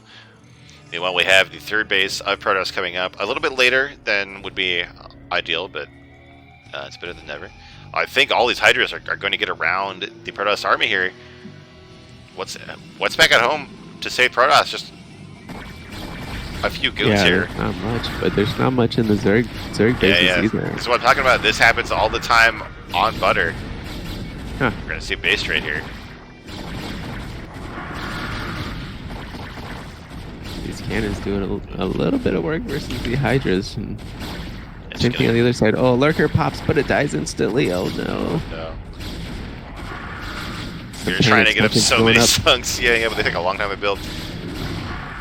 Yeah, I think Zerg's just pushing quickly here. Yeah, there's not much here in the natural or main of Protoss. Yeah, I think as Zerg, you're okay sacking your third for a Protoss natural. And oh, Protoss has the third base. Yeah, it's not probed up yet, but oh, here we go. There is the transfer. The Hydras do see it, but there are quite a few cannons up there on the high ground. He's pulling his Hydras here. I think this is a bit of a mistake. Yeah, I think if you go into the main, just kill all the gateways. Like eventually, you'll end up that army in the middle of the map. Yeah, right, and it's going up this ramp with his cannons. Oh no! So much free damage for the cannons, but the Hydras do get up there. The probe pull is a bit late. Yeah, another forge here. All these cannons are going to die, but the Zealot's backing up. He's going to probably clear up his force. I think you're right, bringing some goons from the attack, and I think actually if this happens, Protoss is going to be pretty good here. So what's left on the map? Just a bunch of goons outside the base of Veer. There's like no more Hydras on the map at all. A bunch of Lings are popping. We saw this in like game 1, I think, like trying to get these panic Lings on the defense, but without Crack, without Darkstorm, they just aren't that good. Oh, I see the Den die. That's why we're getting all these Lings. He's going for a drop, which is hilarious because there's not really any cannons of the natural. Yeah. Looks like the third somehow stayed alive. Oh yeah, I guess the base itself, like all the drones are dead, all the tech there is dead. We're just trying to send some cells over here to finish the job. There's one bruise sunk in and a few more making. The drop is taking like the longest route around the map as possible. Baal trying to go into the natural sunks, pretty well placed. Storm doesn't do any damage to sunks, by the way, but it got some of those Lings. One Muta coming out and up. Drop is still taking the long way around. Yeah, I mean, I think Storm this is a questionable game from Veer because he played so well in the second game of the series. Yeah. And this game, he like went some kind of weird 2-hatch layer build that it didn't do as much damage as it needed to do. Yeah. It was like in game 2, Baal went for the questionable double Stargate. In game 3, Veer goes for the questionable 2-hatch layer. Oh, the drop finally got to the Protoss third, but so many cannons. There's goons here. There's an observer. I think that this may be held here. I think Baal is going to take this game. Yeah, it looks like. Oh, still 2 seconds on the third, but yeah, natural's breached. Yeah. Just has Spire Tech now, and Veer probably kicking himself because I feel like he could have won this series. Yeah, for sure. There's even a DT trying to kill the Spire. Like, why do you need that right now? Just kill with your goons. Squirming on GG. Lings, and Veer taps out. The GG, well played. Nice series. Nice series. Let's go. Extra manner from Baal. And that's going to bring it to 2 series in favor of GOSU. I feel like you only say that if you lose. What do you mean? A nice series? It's not up to the winner to say it's a nice series. Yeah. Oh, like, yeah. That was a really good game that I just won.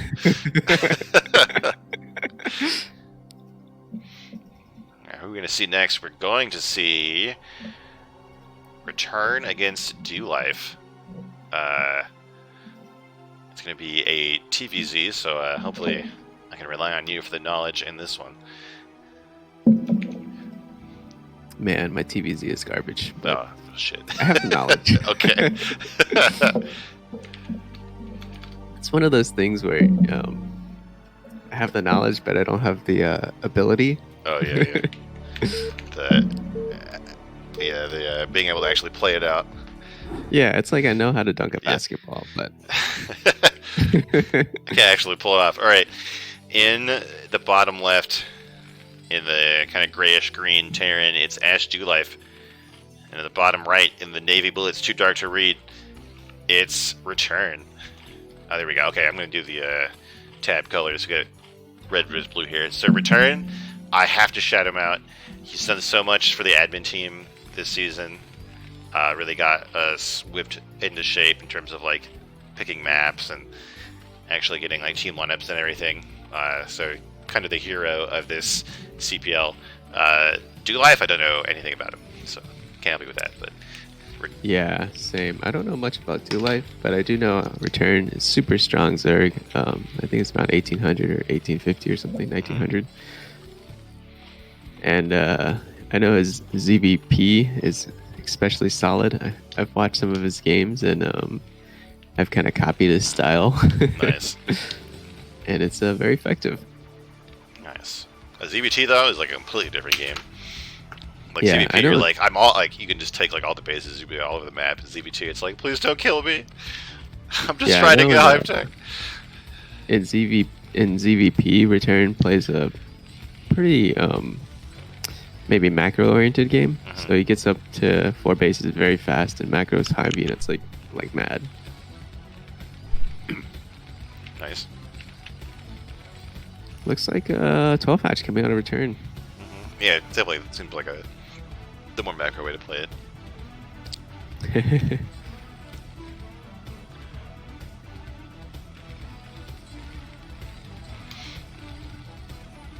So we have just a barracks coming up for doLife. I think if it was going to be gas, it would be taken by now. So it's like it'd be probably like the standard like gasless expand here. Yeah, it looks like 1 racks into CC. Return doing 2 hatch play. Yeah, do you just go like 2 hatch meta all game? Like it seems like 3 hatch is not nearly as good right now. Yeah, it's making a bit of a comeback recently, but I think the majority of players still prefer 2 hatch. Makes sense. Looks like doLife didn't get the first scout, so he's forced to throw down the second depot before expanding. Yeah, not too major. Just would like to get that CZ on 15. Finds the base of Return. That lair started as soon as possible. The mutas are on the way. Yeah, it looks like 6 Zerglings were made, so Interesting. looking to maybe try to force a bunker or apply a little bit of pressure.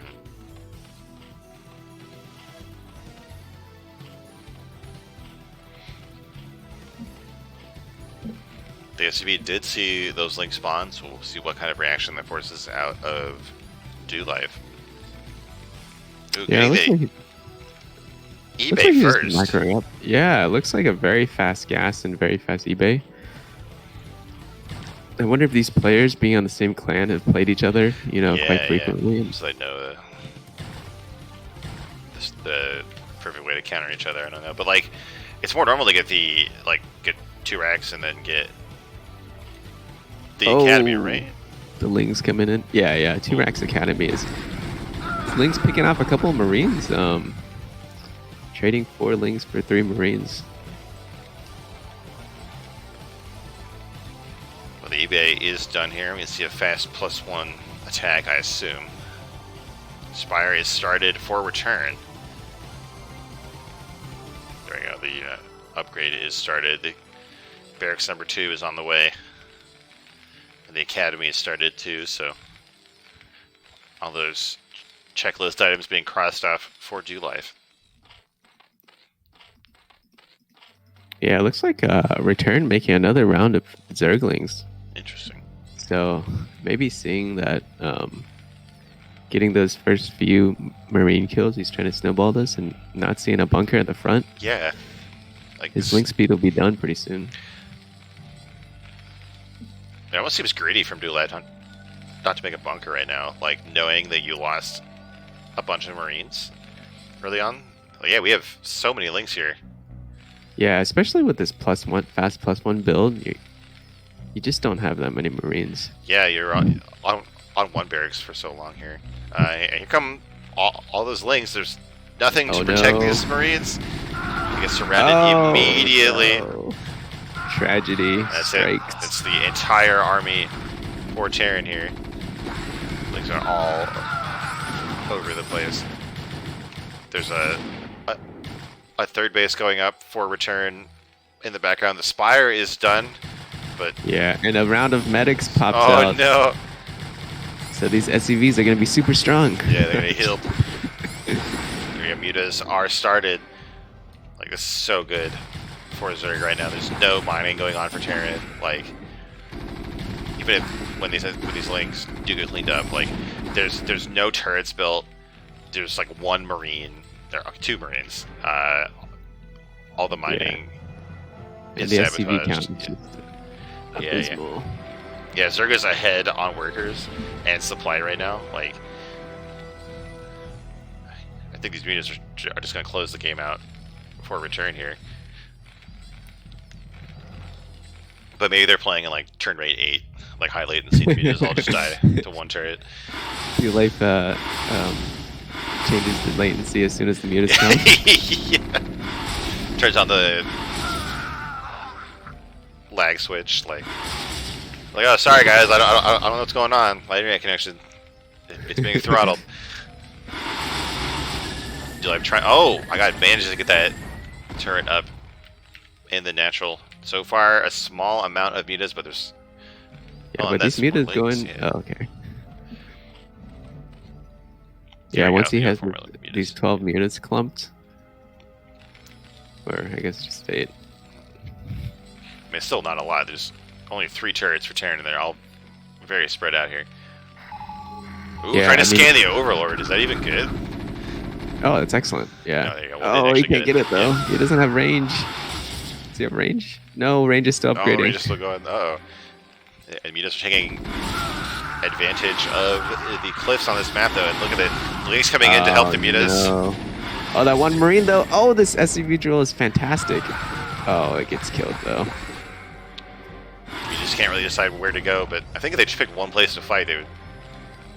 Yeah, I mean, if they're going to kill that turret, like, surely you could just focus fire down this turret at this point. We're trying to repair it. Actually, it's lasting a long time. There's a second turret trying to be built, and these mutas are taking so much damage right now. doLife holding on just barely, but it's 9 SCVs right now. And 15 total supply. And the natural is going to be forced down here. Yeah, this is some excellent. I know I'm ahead. I'm going to force the issue. Yeah. And more lings are here. Gonna help clean up this base. The mutas are moving on to the main. There's so many turrets though. Like, oh man, these 2 Marines with +1. Dude, you really just can't kill Terran. You just have to convince them to quit. Like, this is absurd. It's 18 supply Terran, and you just can't be killed. I mean, killing Terran with mutas is pretty hard. Yeah.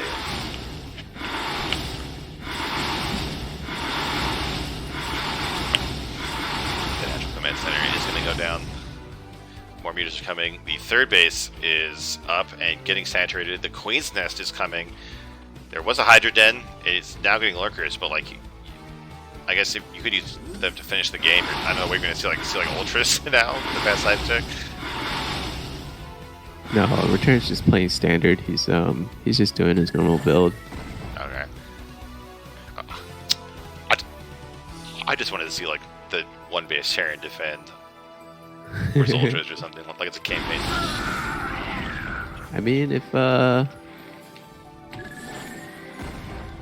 if Return overcommits with these mutas, then it'll definitely give doLife opportunity to push out. But losing that second CC is actually pretty big. Yeah.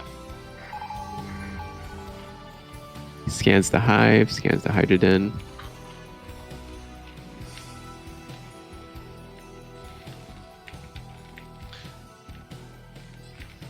It seems like Return does not want to commit with the mutas anymore. Just flying around trying to catch any drops leaving or trying to see if the Marines are leaving.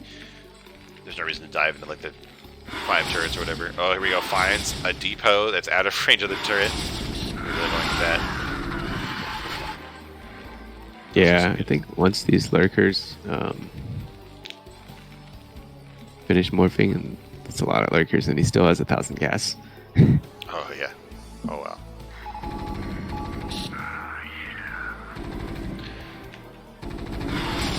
This Bioforce trying to move out here, kill some Overpowered or do something, but just as Return lets them leave, the lurkers are going to finish. Ooh, there's one of the Overpowered actually gets supply blocked here. Ooh, double blocked.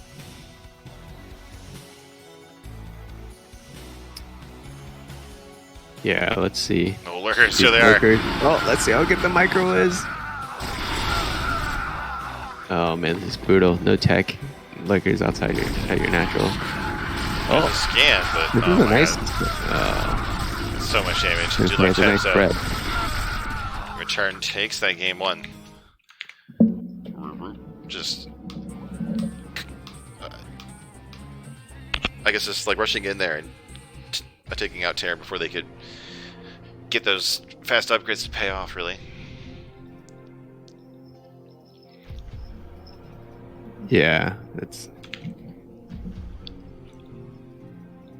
I wonder if there was like a. Man, I'd love to know like the backstory behind these games. Yeah. Like maybe like most of the time, like Return just is super like safe and doesn't attack. So doLife is trying to take advantage of that. I don't know. Yeah. We're gonna get into game 2 here on Goodnight. Another TVZ. In the bottom left, or nope, in the top left. In the blue Terran, it's Ash doLife. And in the bottom right, the red Zerg, it's Ash Return. So what do you think about this map in this matchup? I think it's pretty standard. You have the option of taking like the close third, or you can take the far third and hold a ramp. But I've also recently seen fast 3-base from Zerg and just go sunken. And I've played against that as Terran a few times. Doesn't feel good.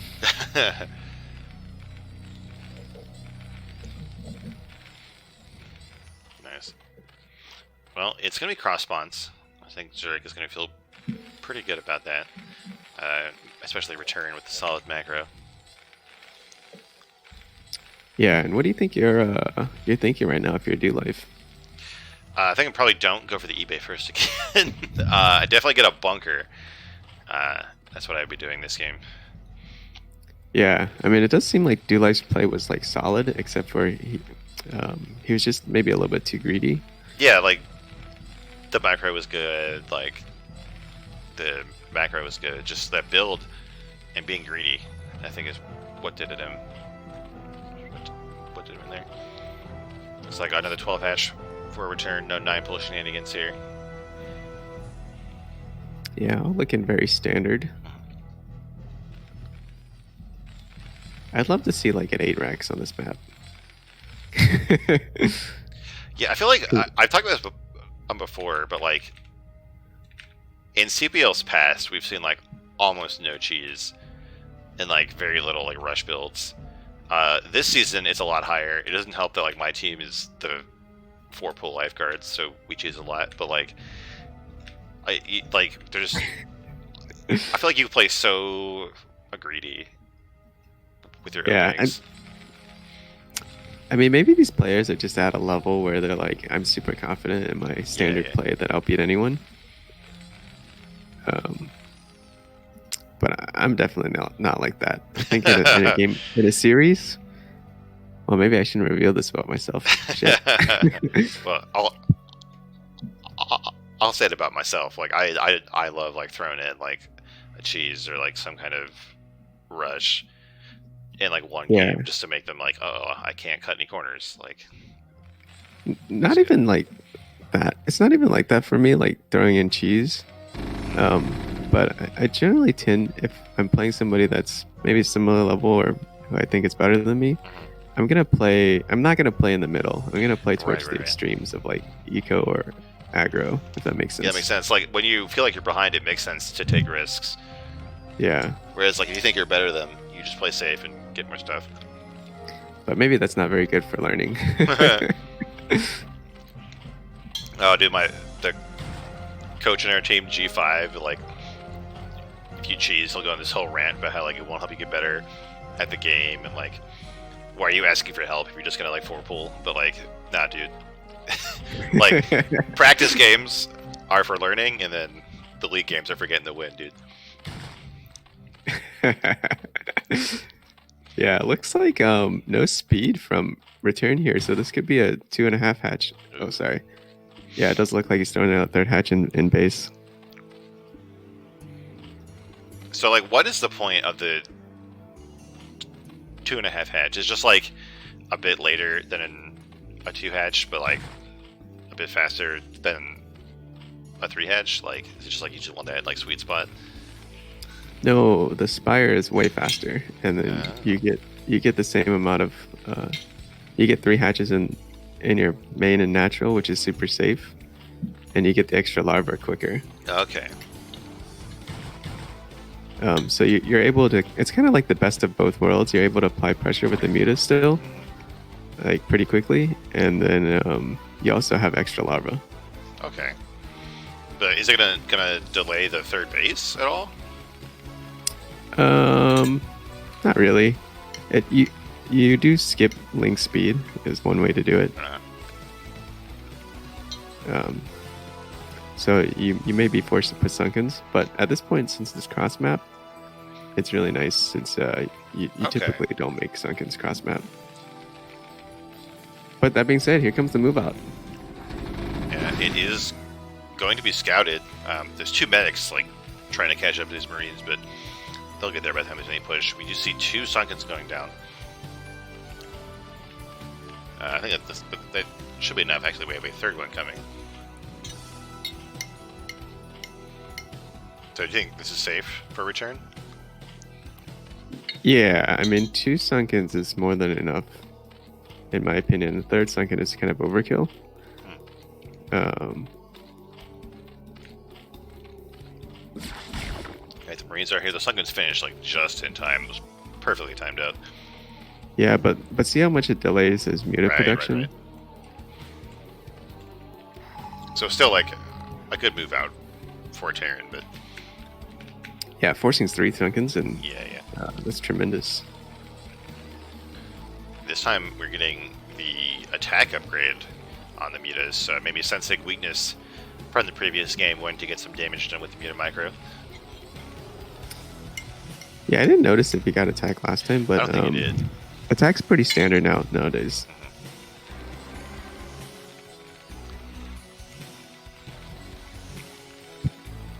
And look at this, he's putting the turrets behind his mineral line. Yeah, that's kind of like rough, right? Because like if you don't have vision of the high ground, the mutas can hit them without being shot back at first.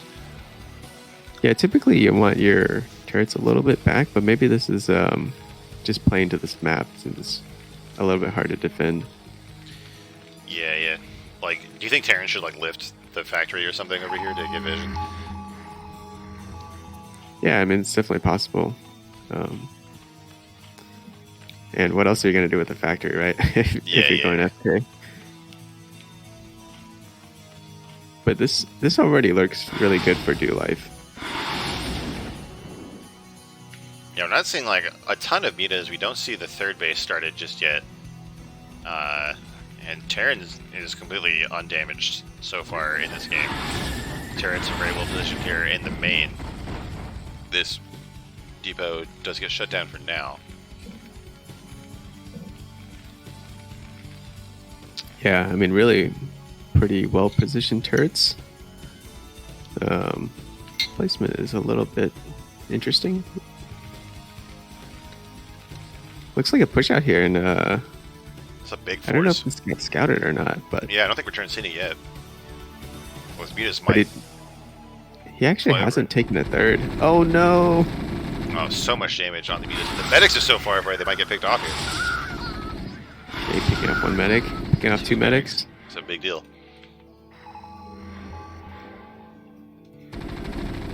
Scan going down.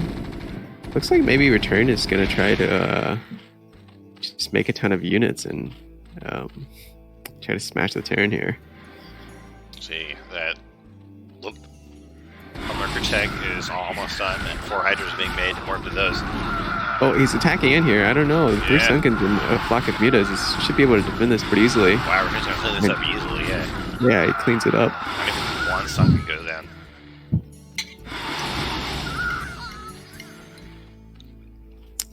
And I think we're back to even. I don't know. I think Terran still has a little bit of an edge here, but maybe that's my bias coming out. yeah. So, like, if you're in Return's position right now, like, you just held off that big attack, what do you do? Like, get your third, or, like, keep making lurkers, or what? No, I'm going to make a ton of lurkers and try to smash the natural. Nice.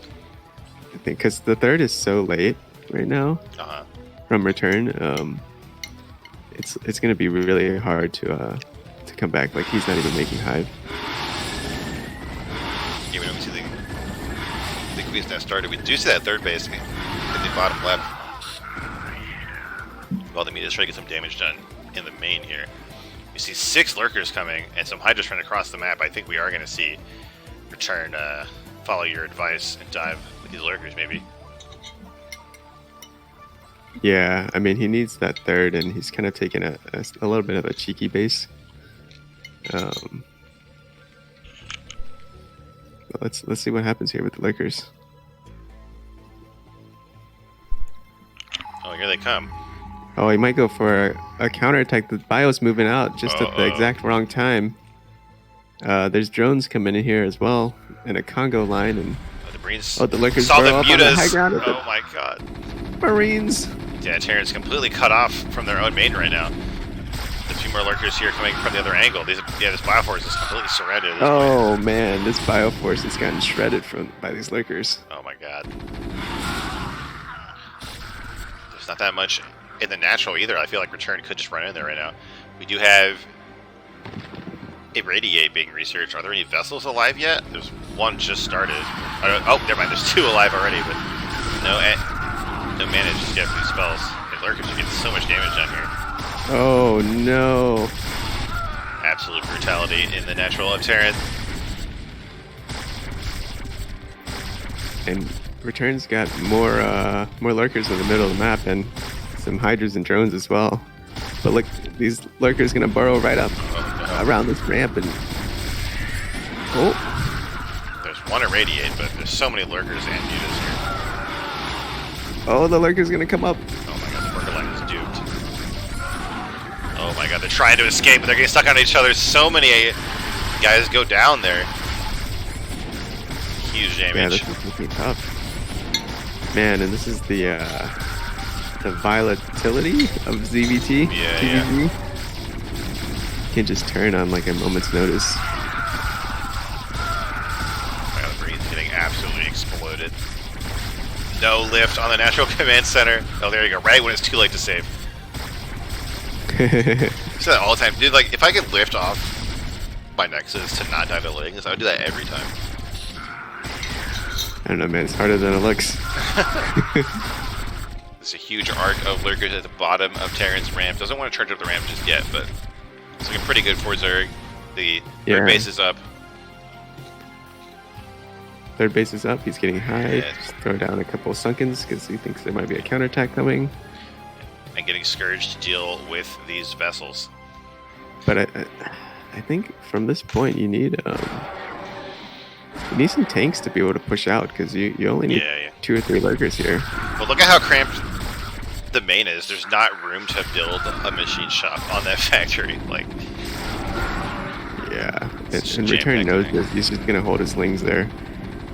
So the Marines are targeting the lings. obnoxious. There's 2 mutas still being microed here. Oh, free vessel! No. Oh yeah, staying up in the top right, I didn't even see it. It's just disguise. There's actually quite What is the a Marines few killing vessels now? here. Oh, very nice cloning from Yeah. Return. I think one of the Scourge did pick it off though. And this vessel count is actually growing pretty large here. I think that's why we're not seeing any more mutas being made here. The Scourge actually got split there and picked off. So I think Terran is going to clear this out, but you don't want to be retaking your natural at 13 minutes into the game, right? Meanwhile, Zerg is back at home getting all of their check marks here. They got their Defiler mount actually at the 3rd, which is kind of spicy. Like, I feel like it's kind of vulnerable there. We got 2 Evo Chambers getting the melee upgrades. Looks like we're going to take this 4th base in the bottom left soon. Oh man, it looks like doLife's CC burned down. Yep, rebuilding the natural. Let's go. Oh god, SCV is bugging out on the barracks. I hate when this happens to me with gateways and probes. What a nightmare. Yeah, where are the SCVs even going? I think they're trying to go to the main mineral line. There we go, they get fixed. The 4th base is going down in the bottom left. I know we heard a scan, I don't know where it actually checked. But no matter where you scan, it's not going to look good for Terran. Yeah, this is a huge army from the Zerg. Huge mid-game army. What is this? It must be lag, I guess. Oh. A ton of vessels here, but not much else for Terran. They get Irradiate on one of the 2 mutas. Well, he is hitting here before Defiler, but It's just too many lurkers. Yeah. There was a Defiler that got killed by a science vessel, but all of these lurkers, yeah, just chewing through whatever's left of the bio. Ooh, a big eraser move at the 3rd base. A bunch of drones go down. The Defiler is irradiated, but it throws down A Dark Swarm. just in case. Still a ton of lurkers here. A small force of bio is about to get surrounded and killed here. They run away in time. The lurker's trying to cut him off the pass. Trying to build a bunker that natural just as it finishes. A bunch of SCVs are being transferred. Ooh, those lurker spines, though. Yeah, these lurkers are having a field day here. Natural gonna get destroyed again. Return just gonna walk the lurkers up. White lurkers walk straight into the main Wide here. walk.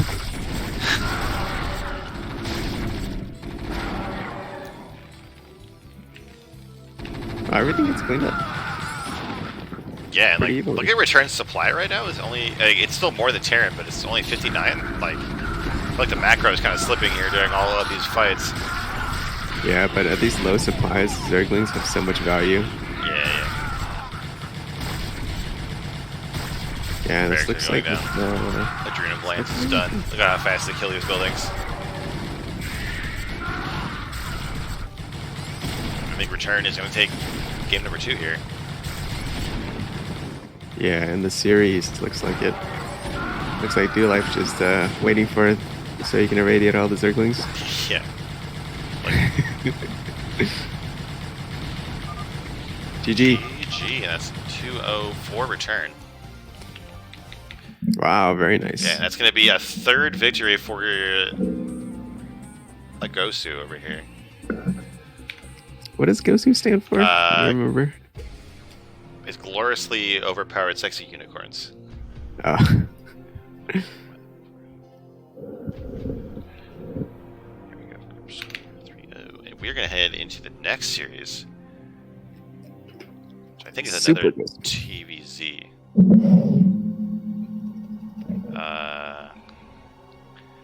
Yeah, it's JoJo against Kik0.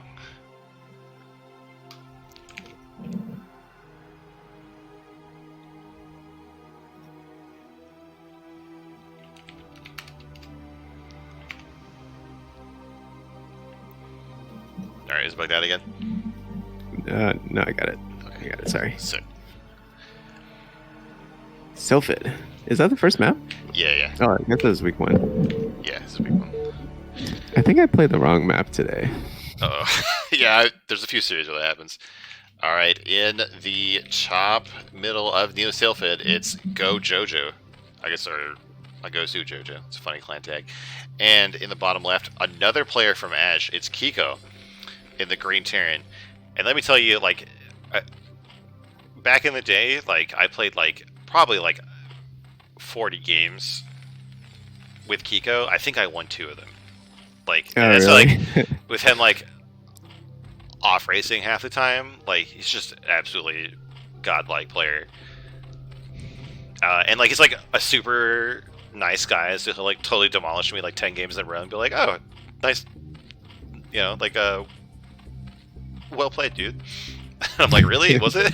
Like, I got absolutely slaughtered in every game. Yeah. I wonder at what point you stop. Dude, taking 2 games though, that's pretty good. Yeah. But I think it was like only like when the off race. Like, I don't even remember what happened. Anyway, it looks like we're seeing. Ooh, hold on, we're seeing a pool first.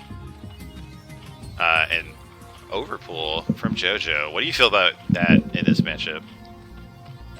I feel like it's fine. It's like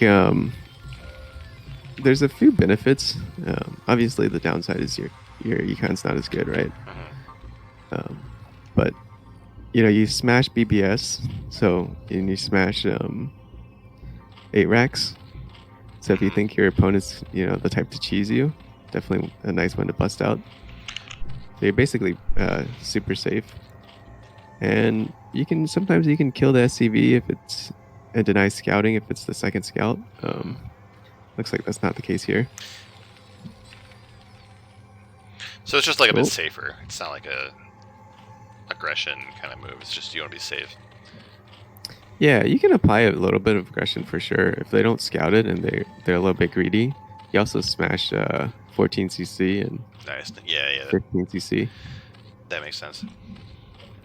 So like, it's actually a really nice build on ladder. Like, if you feel like you're playing somebody who's not as good, like is forcing out a bunker here. Yeah. It's a nice play. Like, not too much of a sacrifice from the Zerg. Definitely going to be able to get to a normal game. You see that gas coming. Looks like going to be another 2 hatch beta kind of thing. Yeah, and Kik0 pulling 3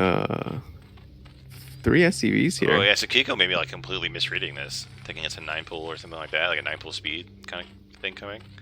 Yeah, that's definitely that definitely happens for sure. But I think with the bunker there and the depot, you don't only need like 1 SCV or 2 to block the choke. Yeah. I think maybe what happened is like Kik0 didn't see the natural hatchery when the scout came in.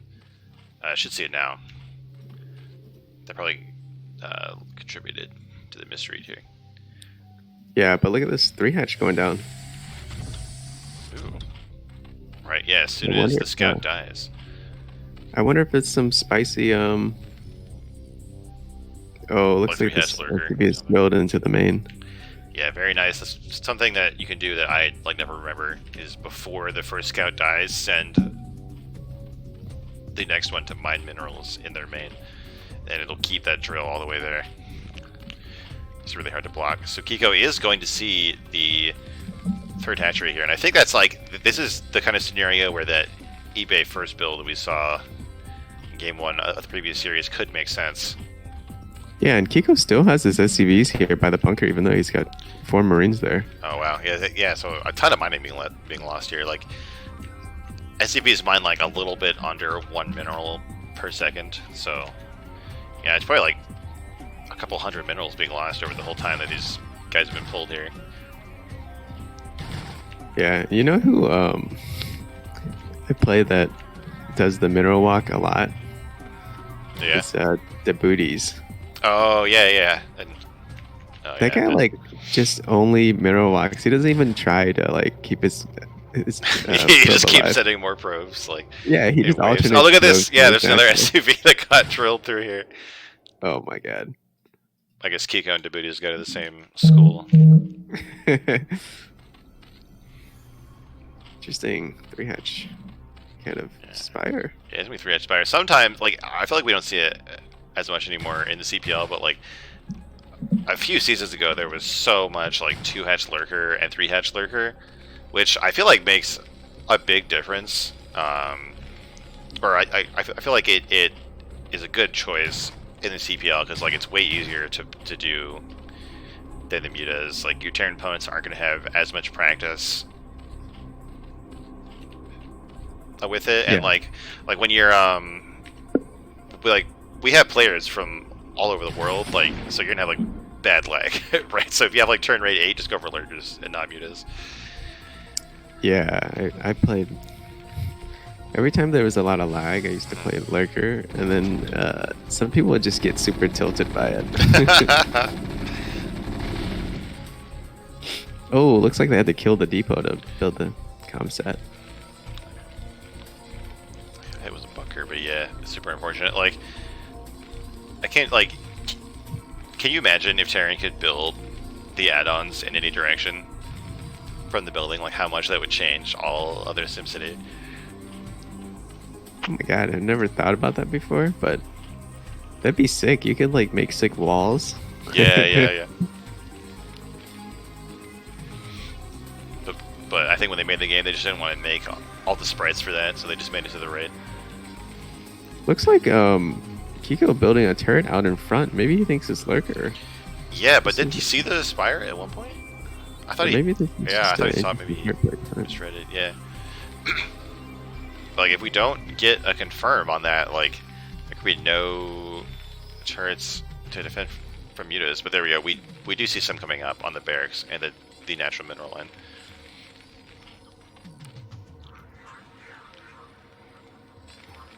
Oh, look at this, a fast lurker. Yeah, only a few mutas before going into lurker tech here. Interesting choice. And that third base going up at one of the high ground thirds. Definitely a good choice here. So there's already 3 turrets though in the natural mineral line for Terran. Don't see a lot of opportunity for mutas there. Yeah, look at this defense at the natural. The turrets are placed perfectly right up against the minerals. Nice. And the Marines are ready. Yeah, there's 2 Marines on barracks, 2 turrets on the barracks rather, 2 turrets on the main mineral line, so looking pretty safe in the back as well.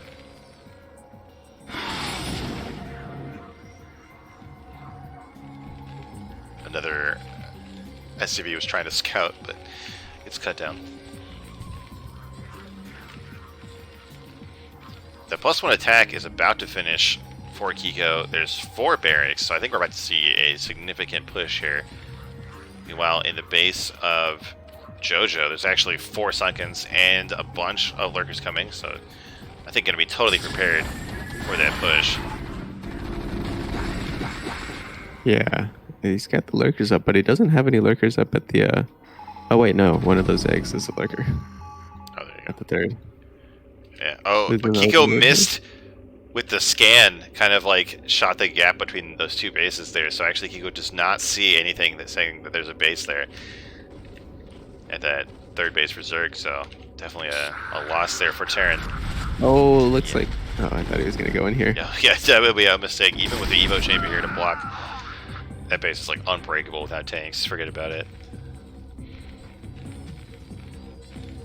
We do have 1 Marine peeled off to scout for the third. Might help find this one on the high ground. But there's going to be 4 lurkers here, like on the high ground. But I wouldn't try to break that without vessels, I guess. Yeah, and I wonder if JoJo knew that Kiko was going to do this +1 4 racks build. I mean, like, it's kind of like the normal reaction to a 3-hatch, right? So maybe trying to like bait him into it, I guess. Yeah. This is he's not able to get much damage with these Marines. Yeah, JoJo kind of like in complete control of this game. The supplies are even dangerously close. Oh, these 2 lurkers get way out of position and get surrounded very nicely. Yeah, I'm not sure what he was trying to do there. Maybe he was trying to take this little high ground third, but Yeah, or trying to like flank and cut off reinforcements or something with like small position lurkers. In the base of Terran, we have 2 starports coming, and we have a factory with a machine shop. So gonna be a lot of high-tech units here for Terran, trying to bust through all of these defenses. I feel like maybe Kik0 thinks it's like 2 base Zerg, and that's why we're going so heavy on this tech stuff to try to break that base, because like we still haven't found the third of Zerg. no, he lost some Marines to the third earlier. But oh, did he? Okay, maybe he knows then. I guess it's still possible. Oh, he knows it now. Okay. It looks like JoJo made some more mutas. I don't know about this. Yeah, there's already so many turrets, like so much bile on the ground. I feel like these mutas is kind of like a step back. Just gonna delay your hive. Oh, well, that hive is almost done. Soon we're gonna see defilers come out as soon as possible. So you just managed to find a few Marines hanging out in the middle of the map. Oh, it looks like these lurkers are trying to give the Marines a little runaround. But here we go. But it's scouted immediately. They might get this around, but oh no, slightly not on time. Still they do. Yeah. Maybe lost this on both sides there, but Zerg is still up in supply. We have 2 science vessels and a radiate coming. Oh, no, 1 vessel. I thought it was 2. We have the next level of upgrades coming for Terran. Gonna be 2-2 here. Zerg actually has no upgrades just yet. We're just getting the range +1. No armor, which is gonna make a big difference here in these fights. Yeah, there's now with Kik0 investing into tanks and vessels, his actual Marine army, since it's got cleaned up, is actually pretty small. Yeah, it's gonna be kind of scary there. Gotta be very careful with these Marines. Right now I'm really worried because there's 2 lurkers buried right outside of the Terran base, and like if Zerg can hold on to this position and get a defiler over here, it's kind of like game over for Terran if they get a dark from their own base. But these sea shanks will easily clean out these lurkers with the help of the science vessel. Yeah, and look like JoJo made even more mutas. Maybe he's gonna go Guardian. No, he's just going mutas. Yeah, it's weird. Like you want to save all this gas for the hive tech. Like we're going Defiler, we have the Ultra Cavern on the way, but basically no gas to make any more of them. And we just keep flying into the same turrets. Like, yeah, it looks like he's gonna dive in now. He's got 11 mutas. He's gonna kill these turrets. He's doing some good damage to the SCVs. True. We have a vessel coming over. Oh, let's see how good this Oh my god, no split whatsoever. Oh, can't find it. Can't get it. There we go, we do get it. Oh, but we kind of follow it around anyway. So, like 6 mutas died. Brutal, man. Yeah, absolute brutality. Do you think, like, I feel like no unit is countered harder than the muta by the science vessel. Like, it's so ridiculous. Like, one spell. What about Arbiter and science vessel? I mean, like, the thing is, like, you can still go for Arbiter. Like, you can, like, dodge the EMP, I guess, but you can't dodge Radiate. Like, they just click on you. Yeah, you can do the thing where you split your mutas into, like, 3 or 4 control groups, and then you fan it out, like, super fast. Oh, here comes the drop. Hold that thought. Oh, yeah, this drop ship we saw in the National. There's even fire bats here. This is a drone-killing machine right now. Oh, but the mutas find it before it does. There's no medics. Do anything. Oh yeah, there's no medics in this fight, of course, either. So these forces are getting wiped out. Fire bats go to the drone line, trying to find a clump. Oh my god, they do get a decent amount of drones. Meanwhile, the tanks are sieging this third, and actually they shoot through those lurkers really quickly here. There's no defenses left. Oh no, JoJo falling apart. He's floating 1,000 minerals. Oh no, what happened? We do have some of these ultras on the map, but they're out of position. This third base is going to go down.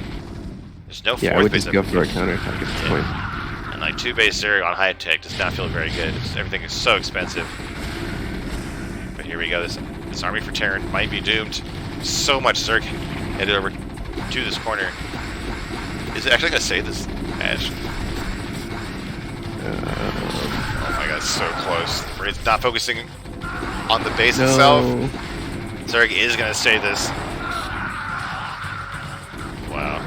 Oh, focusing the Defiler.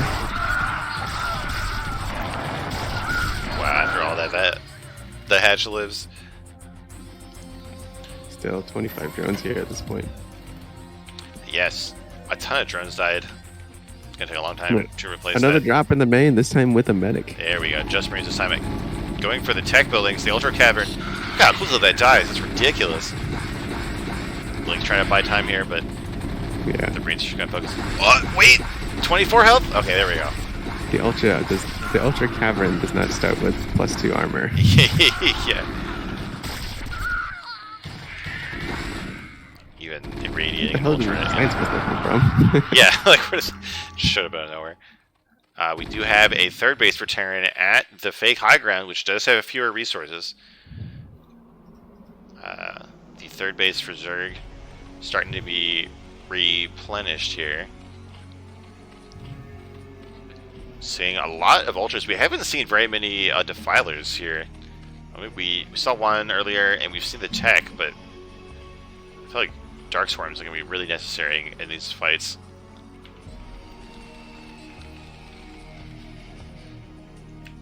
It's like JoJo's having trouble like getting around this high ground terrain here.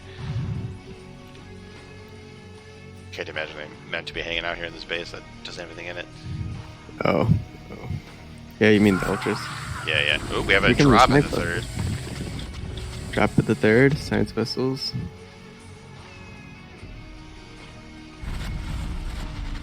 Oh, just choosing to leave there rather than fight all that. Are we dropping like a complete empty middle of nowhere and there's a bunch of huge Zerg army here? Like, what is going on? Those Marines That's gonna suck. yeah, those Marines were supposed to be on like shore leave and they just get ambushed. Yeah, imagine if you were like a Marine in the dropship and then just get dropped off in the corner of a map where there's like a shit ton of Ultras. You're like, why am I here? What am I accomplishing in my life? We did see a Defiler mixed into this army, and we saw Plague being done. So I feel like if we can see some sick Defiler usage, that can always turn a game around here. And even without it, this is a huge army for Zerg. Oh, but the Defiler gets irradiated before he can do anything. This is a very defensible position for Terrans. A little choke. There's two bunkers. There's tanks in the background. There's vessels just flying over here with impunity. And right as I say that, a bunch of skirts show up. And Kik0 loses all of the vessels in the area pretty much. Zerg army is kind of getting split up here. I think Terran does have enough to hold this off.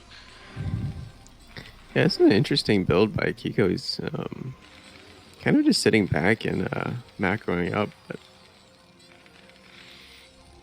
I guess he just sees that Zerg is only on 3 base, and it's like no need for me to attack. Yeah, we haven't seen like any effort at all to get a 4th base for JoJo, and you can see like how the lack of gas is hurting Zerg, because just look at the balance of resources right now. Oh, we're starting to see BCs come out. I think he's just hoping to get some nice swarms on the third and hope to push in, but this is a lot of units here. Yeah, and like we don't see too many Defilers made at once, and they keep getting picked off. I mean, we have 2 this time. I think we have a drone here heading over to make a 4th. Oh no! Critically, he's only got 1 drone in at the main mining gas. Oh no, those drops messed him up. Looks like we have another push here coming up comes from the Kik0. vessels. Hunting for this. Oh, they get both of them right as that vessel's about to die. It gets it off. There's a 3rd Defiler here. Does get a bit softened up. Nope, never mind. It's deleted. Oh my god. Oh no! This must be so tilting. Losing a bunch of drones in the middle of the map. And JoJo's really having trouble keeping all of this late game Zerg stuff together. Kik0 took some big losses earlier, but has managed to re-macro a pretty scary army here in the middle of the map. Not so, like, where are the vessels? Where are the tanks? I guess you don't need them when everything is already bruised up. Oh no! It's 3-2. Medic Marine versus 0-0 Zerg. Oh, it's really no upgrade. I know we saw some range upgrades, but not quite going He's to cut it got at this point. +2 range. Yeah. Not what you want here. When you're going for ultras, you need every point of armor you can get. Yeah, Look I at how think long it takes this Force army to is kill this gonna- Wolf Lurker. It's ridiculous. I think this Force is just gonna smash this front. Yeah, there's no Defiler here. There's no Dark See, Swarm. there are a couple lurkers, but Not enough. This is so much Terran.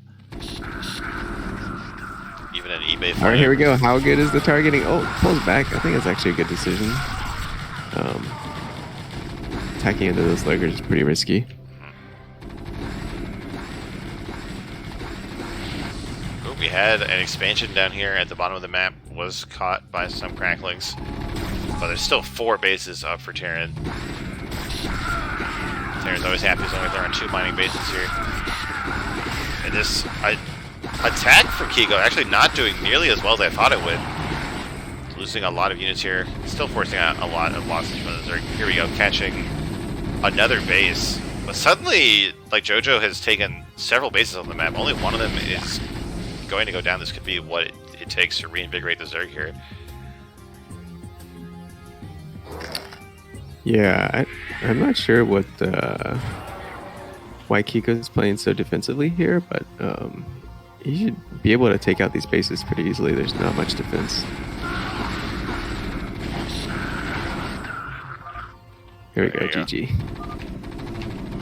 But a game of endurance here between these two players. Kiko's going to take game 1.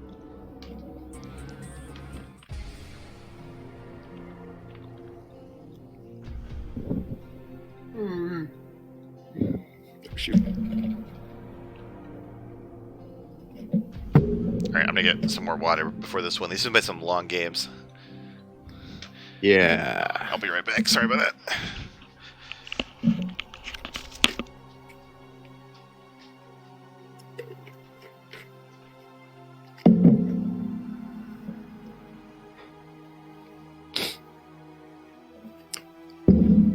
So, how's everybody's games been this week?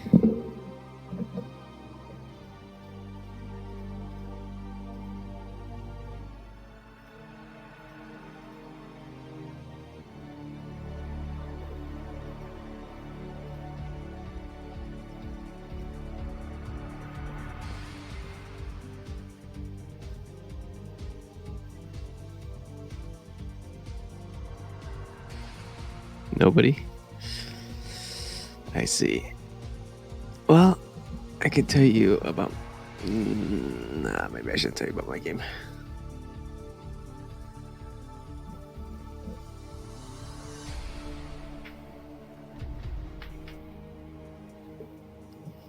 Man, I do feel like CVT's kind of rough, though.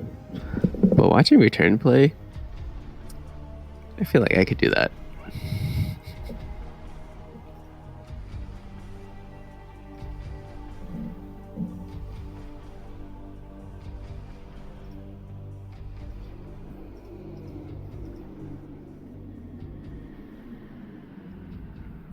nxsf versus Jedi 1.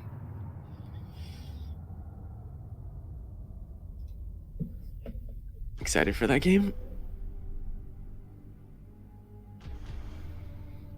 Wait, did we play these? Did we play these out of order?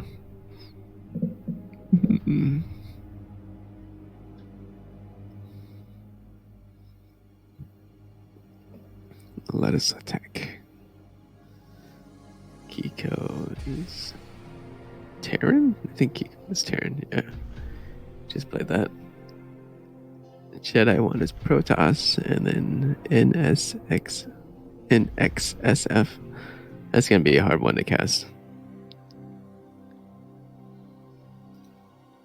Let's see. Oh, this guy's not playing the CPL match. This guy's playing SC2.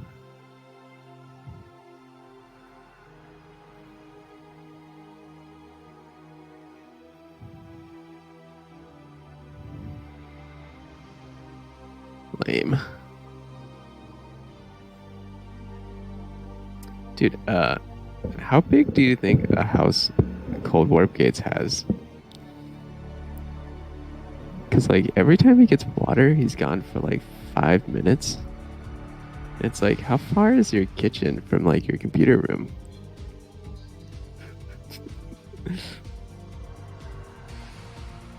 Yeah, dude, this guy lives in a fucking mansion, man. And he gets all his money from just casting CPL. Dude, what a god. You need to take a golf cart from room to room. Yeah. That's why you gotta have a butler like me. Alright, I'm back. Oh, he's back. All right, Sorry about go. getting lost in my huge house. I couldn't find my golf cart. Alright. Okay, let's get into it. Game 2 here on Good Night. Yeah, I was telling the chat how, dude, like, how big is your fucking house that you take like 5 minutes to get water every time? Yeah, I have to like go to the well and like the little bucket down the road. It takes a long time. Alright, here in the top right, it's the white Zerg JoJo, and the bottom left, the blue Terran Kik0. So, like, if you were Zerg in that first game, and that happened, what would you feel like you had to do differently in game 2? I don't remember what happened. Yeah, it was kind of like, it just kind of fell apart like later in the game, it felt like. Yeah, I feel like I'd probably go for some kind of big mid-game attack.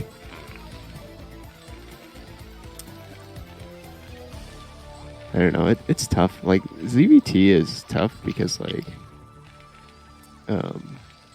most of the game you're kind of just defending. Sure, you have a little bit of map control with like Lings and Mutas, but you're just kind of stalling until you get defilers up.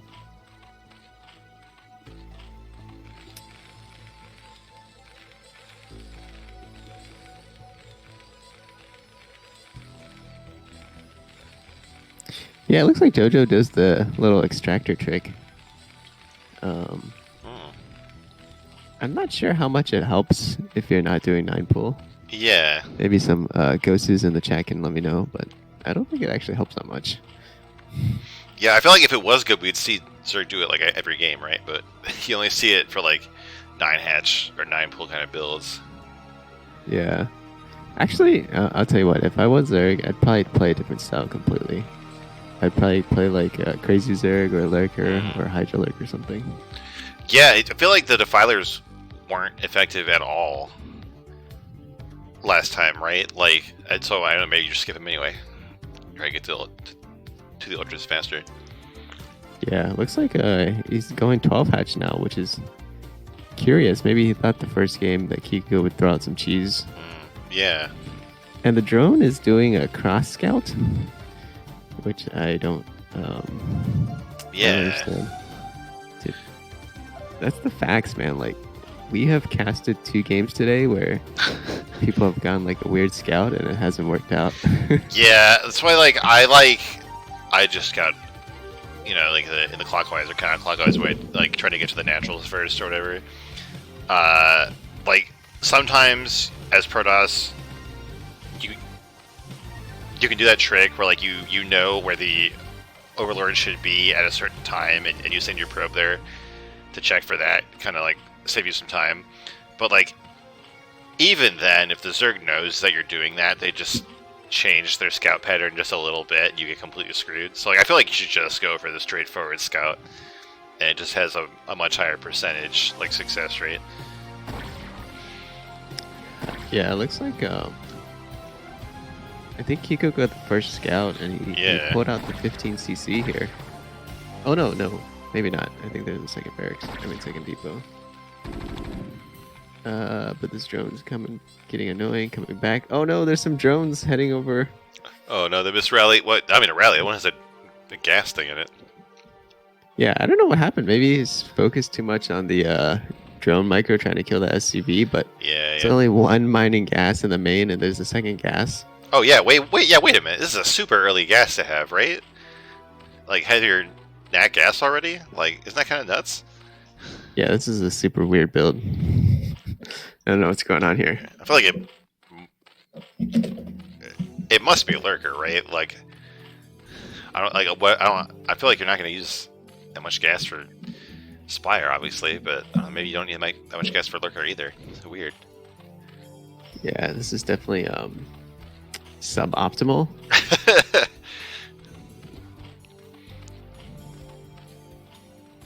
But if he's going lurker, he should try to kill that SCV here. Yeah. Yeah, the Hydra will have to be started pretty soon here. Maybe it is just Spire again, but it's gonna be so much gas. Yeah, I mean, it could be like some kind of all-in Muta build. The third hatch going down. Thank you for the follow, Final Sky. Good to have you around.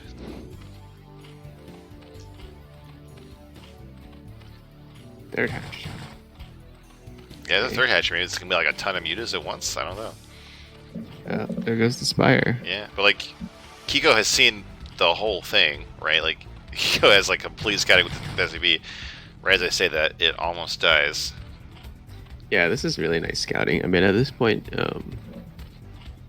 you don't need any more information as Terran. You can even skip like comsats. Yeah. Although it looks like his. Oh no, he lifted his CC. What? What is going on in this game? Oh my god. This Like, I almost think like the replay is screwed up, but like it seems like both players still are like doing things in the game. All right, so we have there's only one sunk down here, and there's two medics. No. This could be it. Tim him down. The drone's being pulled to get a bunch of damage done. That sunk survives. Yeah, and now there's two sunks up. I think this is gonna be a hold for Zerg. Yeah, that Evo doing some work there. Really screwing up the arc of the Marines. Range was not done yet, so they can't shoot over it. A nice clutch hold there for JoJo. Yeah, I mean, look how much gas he has, though. This is insane. Yeah, like, you don't even have the minerals to make all these mutas. Like, there's 5 mutas done, and there's still 700 gas. Like, yeah, well, if he didn't build 3 Sunkens and an Evo, he'd have a little bit more minerals. But, like, what kind of game are you going to be able to do that, right? Like, not make any Sunkens when Terran pushes. Yeah, I mean, usually, well, I guess since his Spire was a little bit late, he had to. But, usually with 2 hatch, you can get away with not building a Sunken or build 1. You really don't want to build 2, but sometimes you're forced to. We do have a scan. Looks like it was in the natural. Might see this little move out from JoJo. We have some mutas here trying to abuse the terrain. There's no bunker in the natural, but not that many lings. I think just the Marines by themselves can fight this. So JoJo trying to take these mutas into the main, but there's already turrets. Oh, lings in the natural. Oh my god, look at how many turrets there are. There's 5 turrets in the natural, but they don't fight lings, so... Yeah, I mean, I'm sure I'm sure you scan the main and so just like muta tech and nothing else. Yeah, 8 more mutas coming with the +1 attack. No Hydra Den in sight, no Queen's Nest. I think you're right that this is some kind of muta all-in build here. Finally, that gas bank has been spent, so we're going to see a lot of mutas here. Is it going to be enough, though? Like, we're still seeing more turrets going down. We're seeing Kik0 play very defensively. I think that Kik0 is going to be ahead from this, unless we see like some godlike muta micro. Yeah, I mean, at this point, you just throw down a ton of turrets and defend. Yeah. You can even push out. You'll be fine. Stern. Oh, this is brutal. Big damage on both sides, but JoJo needs these mutas to be perfect. Pay off here.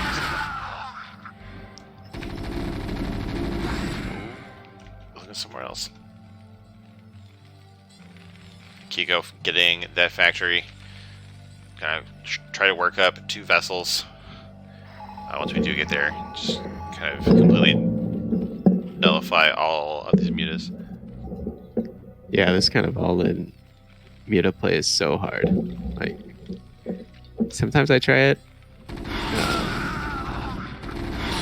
and it feels okay for a little bit, but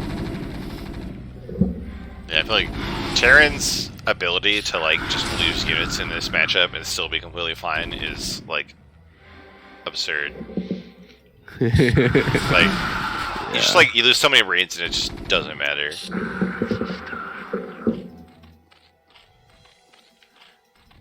Yeah, and in the Zerg base there's no development. There's not even more drones. It's just mutas. Yeah, it looks like double science vessel, starport coming up. Yeah. I mean that makes sense. Like tanks are just gonna get picked off immediately. By the way, is there like a drum show going in the background? Oh my god! Well, no micro here, JoJo. Just diving on the Bioforce and actually giving a ton of damage done here. Doing a lot of work here. But it's just mutas left, and there's still all of the turrets in the base. This very small amount of bio is left, but there's plenty of barracks to pump them back out. Yeah, and I wonder if Kik0 must recognize by now that it's just mutas. So yeah, especially with these scans to follow up. Yeah, no third, just mutas. Just make a ton of Marines and just all he's got to do is just sit them next to his turrets. That being said, these mutas are starting to pick off some of these turrets here. Yeah, hard to cover everything at once. Dude, what is going on in the background? Sorry, that's my cat is like messing with my microphone. Oh, okay. It sounds like a really loud like drum in the distance, like you're like outside a parade or something. That's really funny. Anyway, oh my god, a huge dive in here from JoJo. Not that many Marines left, but the turrets are everywhere. And it's so hard for these mutas to find a good angle to attack in. And there's just a clock on this game. I feel like if these vessels can't get up, and if they can get like one spell off. Yeah, and Irradiate's gonna finish. So much damage. Yeah. So they just need like 20 seconds to get this energy here.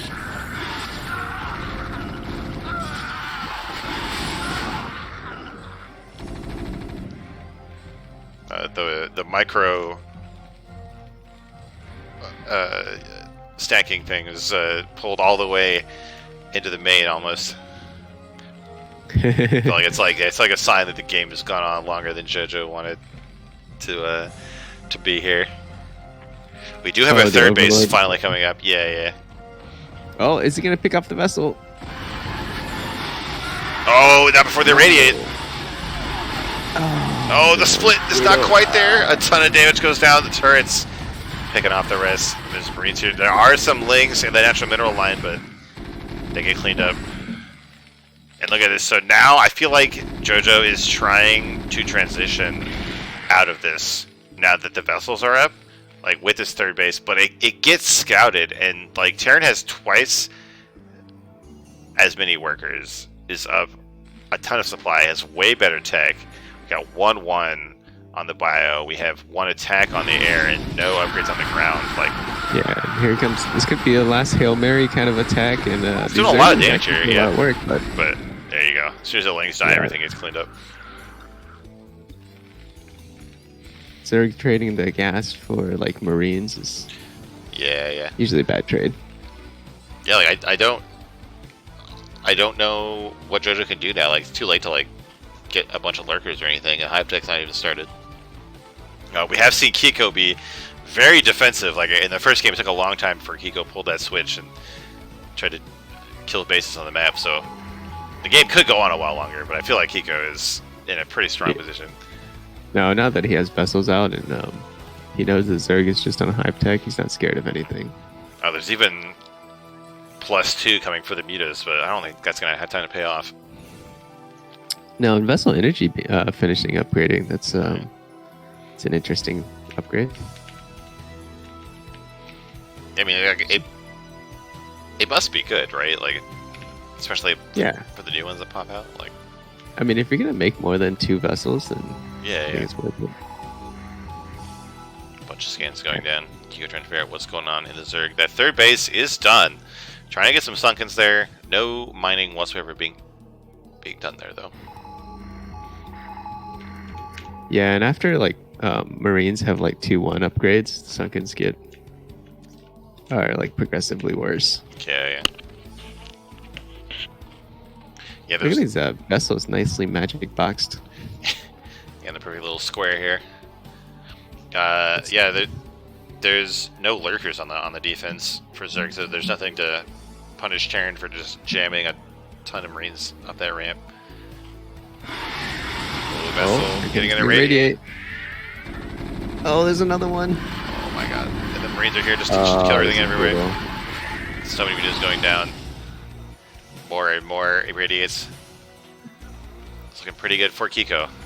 Trying to pivot to the natural. There's more Sunkens, but a much wider choke. Oh, a D-Matrix on the Marine. I think we're about to see a bust here. The Evo Chamber being tipped up first. A lot more room, but here we go. The one Marine with the D-Matrix was a bit behind, so actually did just not get targeted here, but Sunks cannot hold up to his giant Bioforce. Counterattack here in the back from Zerg, but it's not enough. And Kik0's going to take game 2 in this series. Come on. And that is going to be the first series for... Let us attack. Yeah, for that team. So it's going to be 3-1. GG. We're going to go to the last series, and it's going to be a PvP here, so I know everyone's super hyped for that. Oh no!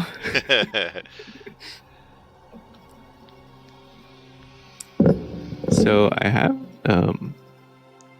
have seen players, pull all in muta off, and it looks sick whenever they're like, they've got their mutas like 2 groups or whatever, and they're microing the Marines and they're killing turrets one by one, and they're killing SCVs. But when the science vessels come out, you got to be ready with your pre-group for your mutas to split with the radiate, and you got to have a couple Scourge in there with the mutas. Yeah, we didn't see a single Scourge that game. Yeah. Alright, let's get into this last series of the day. GG.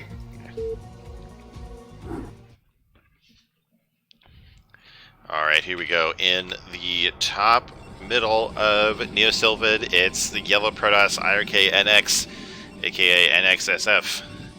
And the bottom right, the pink Protoss Ash Jedi one. Fighting for let us attack with nxsf on GOSU. So Sylphid is a flat map, and in PvP that means it kind of screws up the rock paper scissors of the matchup. It makes 2-gate really good, and it makes like 3-gate goon really good. But then like the things that are good against that get good. So there's a lot of mind games that can happen in PvP on this map. Oh, that's interesting. So what do you know about these players? I don't know too much. I don't think I've seen NX before. I know Jedi 1 has been in the CPL before, but I don't remember anything about how they play.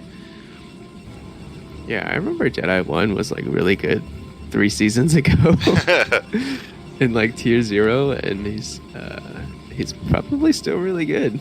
Yeah. I don't know anything about nxsf. In fact, what do you think it stands for? I have no idea. Like, there's no way to know. It's probably just random things on the keyboard. And we have a different CPL player, NCX. So yeah, who knows? All right, so we do have, it looks like, a second gateway coming here for nxsf, and one coming. Nope, not coming for Jedi 1. So Jedi 1 is doing. Is going to do Zealot Core Zealot. So get 2 Zealots off of 1 gateway, which is kind of the counter to 2-gate. Not like a hard counter. It just means that you're not going to take too much damage from the first wave of 3 Zealots, depending on your micro here. So a Jedi 1's tech is going to be like a bit behind of a normal game, but ahead of NX here. Yeah, is 3 Zealots in a 2-gate like standard, or do you go up to like 5? So like on the ladder you'll get people who just like don't turn off the zealots and they just throw them at you forever. But like the good way to do it is what we see NX doing. It's called the 10, 12, 21. Where you get your gates on 10 and 12, and you get your gas on 21, and you make your 3 zealots, and like the real goal is to like just get into the main of your opponent, like try to tax their micro, maybe kill some probes, but mostly like see what their tech choice is. Oh, I see. Okay. Yeah, so like it's not like an all-in or like anything like that. It's just like you delay your own tech, but you kind of threaten your opponent. And actually, we have this first zealot getting in here before Jedi 1 can hold the choke. So it's a huge part of defending this. I definitely don't want to take too much damage on the zealot. Whoa! Oh no! All right, yeah, that's pretty much held. That's brutal for the 2-gate player, right? Right. Yeah. Now there's more zealots here for Jedi 1. And you can see that the zealots for NX just stop on the map because there's no point in trying to fight that. There is still a probe though, because I think normally you get, rather than the 3rd zealot, you get a goon. Oh, did you see that probe like drift through that ship? Yeah, the slide. It's pretty sick. sick. Tokyo drift, man. Yeah. So you can see that the core is done a lot faster for Jedi 1, but like they don't want to like build their tech choice until this probe is gone, so that might actually give NX time to catch up on the tech here. I see, but if you're NX and you scout like 1 gate and they're not putting any tech down, do you just go up to like 3 gate and try to bust, or? You can, yeah, but like you know that they're gonna make some choice as soon as that probe is done. It's not like they're gonna sit on 1 gate forever. And we do have 2-gate robos, like the standard like middle of the road thing here. Like 2-gate Reaver should beat 3-gate Goon with a good micro, but like 3-gate Goon could expand earlier. So normally the choice for the build that NX is doing is like you stop at 3 zealots, you get like 4 goons, and then you get your own robo. But instead we made way more zealots. We made 3 more zealots first, so the tech is going to be even later, I think. Jedi 1's sending a goon up and pokes up and sees it. Yeah. Oh, he's poking in again. So he's kind of playing with fire here. Yeah, trying to check if NX has range, I think, just to get an idea of what's going on. Like, when I see this many zealots and no range, I'm going to think that it's DT, because like all that gas has to go somewhere. But it's actually not. However, we do see Jedi 1 getting the observatory, going for a shuttle and then obs and then Reaver, which is like a good, safe way to get all your stuff. Yeah, and I think that makes sense, especially if Jedi 1 thinks he's the better player and has an advantage here. Right. Sending more goons to poke up here, but by the time they get there, NX is going to have range, so definitely don't want to overextend with these goons from Jedi 1. Yeah, PvP is a matchup that I never understood. Well, right now it's just who has more gateway units, and actually it is going to be NX. Like, this is the thing about a 2-gate build. Like, even if you hold it off, they still have 2 gateways, right? So they still have more stuff, and this is what we're seeing here. The tech advantage from Jedi 1 has not really paid off yet, so this could be bad. Right now we're seeing no shooting whatsoever. Just all these there's units. a Congo line. Oh, there we go. Actually, 2 goons get too far forward for NX here. Right, but what is home? There is a very, very small choke here that Jedi 1 can defend with. Oh, but the robo is not done yet, so it's going to be a while before Reavers come out. Yeah. There is an observer here to help, and there is a Nexus behind this for an NX, which I think is a good play here. So just sat home and powered on 2 gateways until we had enough of a lead to take map control. And now, like, the gateway counts aren't even like, or the gateway unit counts aren't even that different, but this choke is kind of keeping both players from trying to cross. Nice snipe though. So Jedi 1 is going to get this Reaver out, and that could be how they break out. Yeah, with a 3rd gateway, I feel like they're going to just go try and kill NX. They're not going to try to get back in the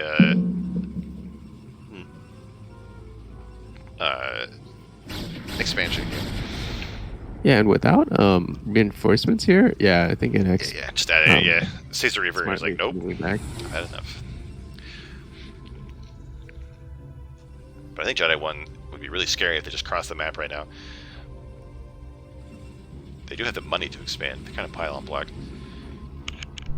Looks like NX is not going any tech whatsoever. He's just going 4-gate goon.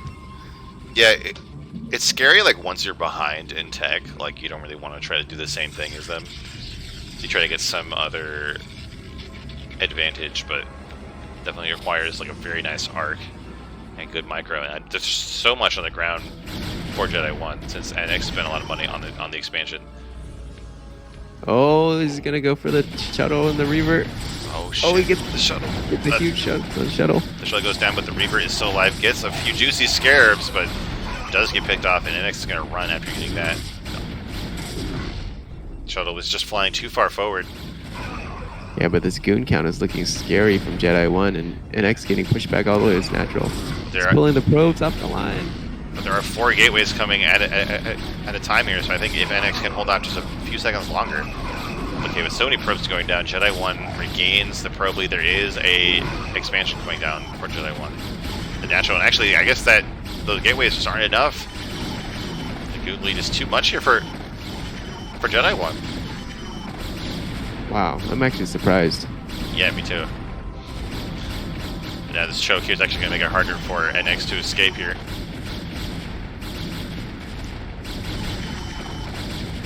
Going down, and once these gateways are camped, yeah, NX taps out.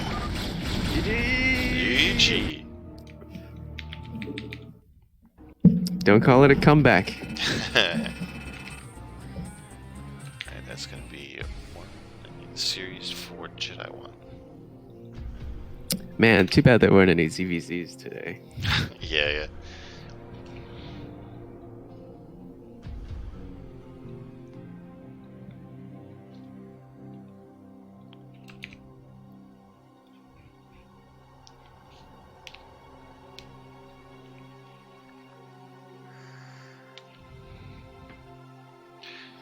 Alright, ready for game 2 here on Good Night? Yeah. Alright. There we go. Let's do it.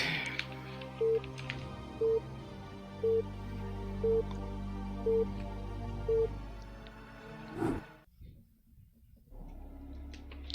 these colors are not going to work. There we go. We got the red and blue. Alright, in the top right, in the blue Protoss, it's Jedi 1. And in the bottom right, it's NX. The red Protoss. So red blue only works in top versus bottom, or one on one as well. Yeah, yeah. Okay. Dude, this Nexus is looking pretty cool, man. Have you? I never noticed this, but the stripes on the Nexus are different colors.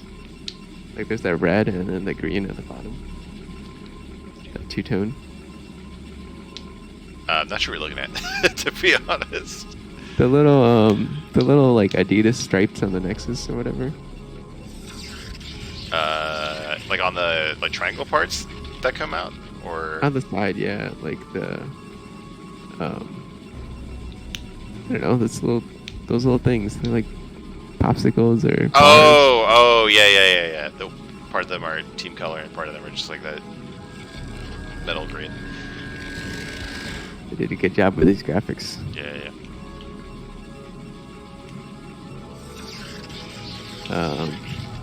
Anyway. Yeah, anyway, about this game. So this is a 4-player map with a normal ramp down to your natural. So 2-gate is a bit weaker, and kind of like the pure gateway unit styles are a bit weaker. It's like still playable, but not as likely to see here. Seems like Jedi 1 is going to go for 2-gate now. Nope, never mind. Jedi 1's going for the same same build as before. The Zelkor Zealot, and NX is still committing to the 2-gateway themselves. Yeah. Does anybody go 2-gate goon? Is that a thing? Yeah, it's like 1 gate on 10 and 1 gate on 21. Okay. So it's like it's more like there's a point where when they try to poke you to see if you have range or something, like you have one more goon than them, so you win the fight. It's not just like 2 gates and pump out goons and try to win the game or something like that. I gotcha. That was what like when I first started playing StarCraft in like 2008 or whatever. My friend's like, yeah, just do 2-gate goon and destroy this Terran. Oh, that was yeah, that's like 10-15. But like, I feel like if Terran sees it, they just get siege mode and you can't really do anything. Yeah, but back in the day. Yeah, man, back in people 2008, like, yeah, who knows? Alright, so NX is going to last scout Jedi 1. Jedi 1 is going to have 2 zealots, but actually this ramp is way wider. I don't know if you can block it off with just 2 zealots. Guess we're about to find out, because they're just in time. Oh, very nice. Ooh. Yeah. Oh, he's trying to. Yeah, don't commit too hard to that. There you go. Alright. That's Jedi 1 saves that zealot the last second. Ooh, and a Manor Pylon in the base here. I don't even know if it's good, because like there's already going to be 2 more zealots coming out of NX here. So this Manor Pylon is going to get killed. But I guess you could just cancel it, get the money back. This is why I don't. Oh, he's not going to cancel it. Wow. Oh, wow. Yeah, I feel like if there's a zealot right there to kill it the whole time, it's probably not worth it. But I don't know. I'm so bad at putting these down. I just always get blocked. So I don't know how it works This out. is why I don't play PvP, man. I just played PvP on ladders. Oh, look, Citadel coming up. From both players. Oh, but Jedi 1 might have not seen it. I don't think Jedi 1 saw the... Oh, it was canceled. Never mind. Oh, his wow. probe is still alive. Yeah, it managed to get back in the base. And actually, so the thing with the 2-gate build that NX is doing, that it does delay your tech. So if he, and we saw in the first game that NX like didn't get a robo at all. Is he gonna put down the Citadel again? That'd be really funny. But I think this is looking really good for Jedi 1. Yeah, I was thinking like 2-gate DT should win versus 1-gate DT, right? Yeah. Well, what the build that Jedi 1 is doing can just expand by, like, you make 2 DTs and you make a forge, so you can put a cannon at your natural, so you don't die 2 DTs yourself, then you just expand. And like, oh, we have a very, very late robo for NX. I don't think it's going to be up in time to deal with the DTs. Really? Oh man, I feel like if you built the robo, the ops now. Oh Maybe. No. But the problem is, like, if the observer is like rallied at all, it'll be like in the middle of the map. Yeah, looks like he's poking up here, kind of forced his way up. Yeah, but with 3 goons on the high ground, should be more able to fight. Oh, but actually trying to drill probes here. Really desperately does not want Zealots to see what's going on in the space. And NX pulls away rather than get drilled. You see, like, yeah, are you suspicious? Yeah. Did you see the probe drill? I don't know. Like, I've like never seen that. Like, it's like I would probably think, yeah, I would think like, why doesn't he have more gateway units? I guess. But if you're already getting the observatory, like, I don't know what, you can't like make it build faster, right? Yeah, he's getting the obs. DT's halfway across the map. He's gonna have to do some blocking here at his but ramp. he's out here in the middle of the map. Down. Yeah, that's what you have to do if you're suspicious about DTs, is just hold position. Oh and just a bunch of no. units. Well, he does have 2 goons there. Nope, no attacking, so if he's not looking there, he won't notice. Well, yeah, the DTs are in the mineral line, and this is PvP, folks. Invisible men. Oh, nice reaction, but like, where are you gonna go? Right? Like, there's nowhere else to mine at. Just trying to run away. The observer gets out, but it's a huge probe lead for Jedi 1. yeah, I mean that DT has 5 kills And a bunch the of other units one had coming a down couple here. too. Oh, never mind. It's a 3rd gateway, so we're just gonna go right back into 3-gate goon. No expansion coming for Jedi 1. Yeah, no expansion. His DT didn't see any other DT tech, so Right. Might as well just go for it. And now, like, if the units of NX try to leave to defend the mineral line, a Jedi 1 can just charge up the ramp. Oh, his DT is still alive. Yeah, yeah. This is what you do. You just keep running away until they have to do something else. God, DTs are so annoying. Oh, attack! It's like a move command. There we go.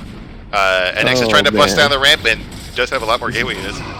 The anti-timing. But the DT is going up to 12 kills. Oh man, he's gonna be kicking himself. Oh, Dude, no. this is how the Zergs feel whenever. Yeah, we're trying to drill on the DT. Not Does a get bad it. drill. Yeah, yeah. But now like I think a Jedi 1 just has to not die. It'll be completely ahead. There's only 10 probes for NX. It's gonna be a nice defensive high ground position here with all these goons. The 3-gate goon.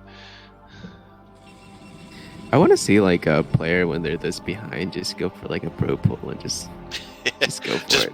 pull the boys and go for it. Yeah, yeah. Yeah.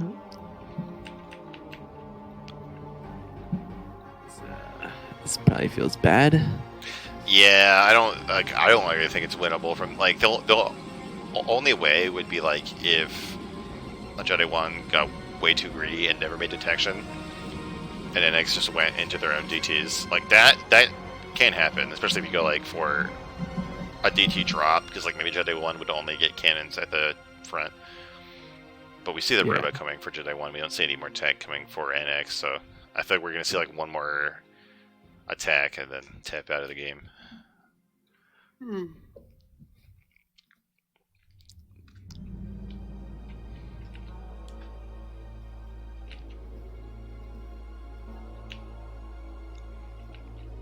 We're actually seeing Jedi 1 move out here, so doesn't want to give more time to his opponent, but this thing kind of a scary run by. Oh, this could be a base plate situation. The observer gets killed by cannon. Uh-oh.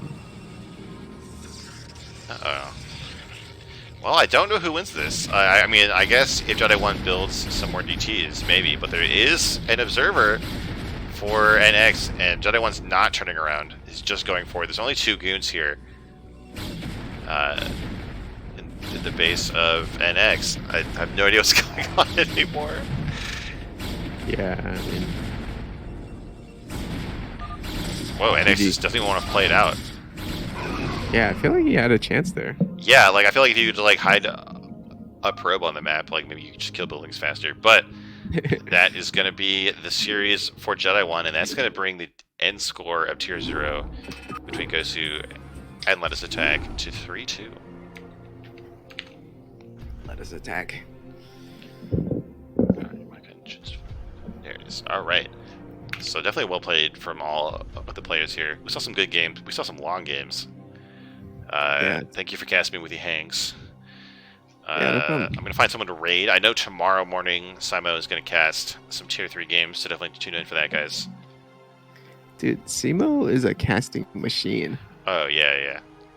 Like, so early in the morning, like, I'm literally, like, getting out of bed at that time, and he's, like, already casting. Like, I guess we'll just host BSL. So check that out, No. guys. What, no? Don't. I mean, you can, but don't spoil it for me. Oh.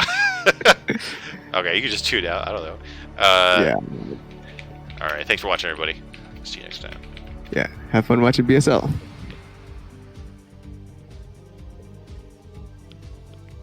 right, we're still doing.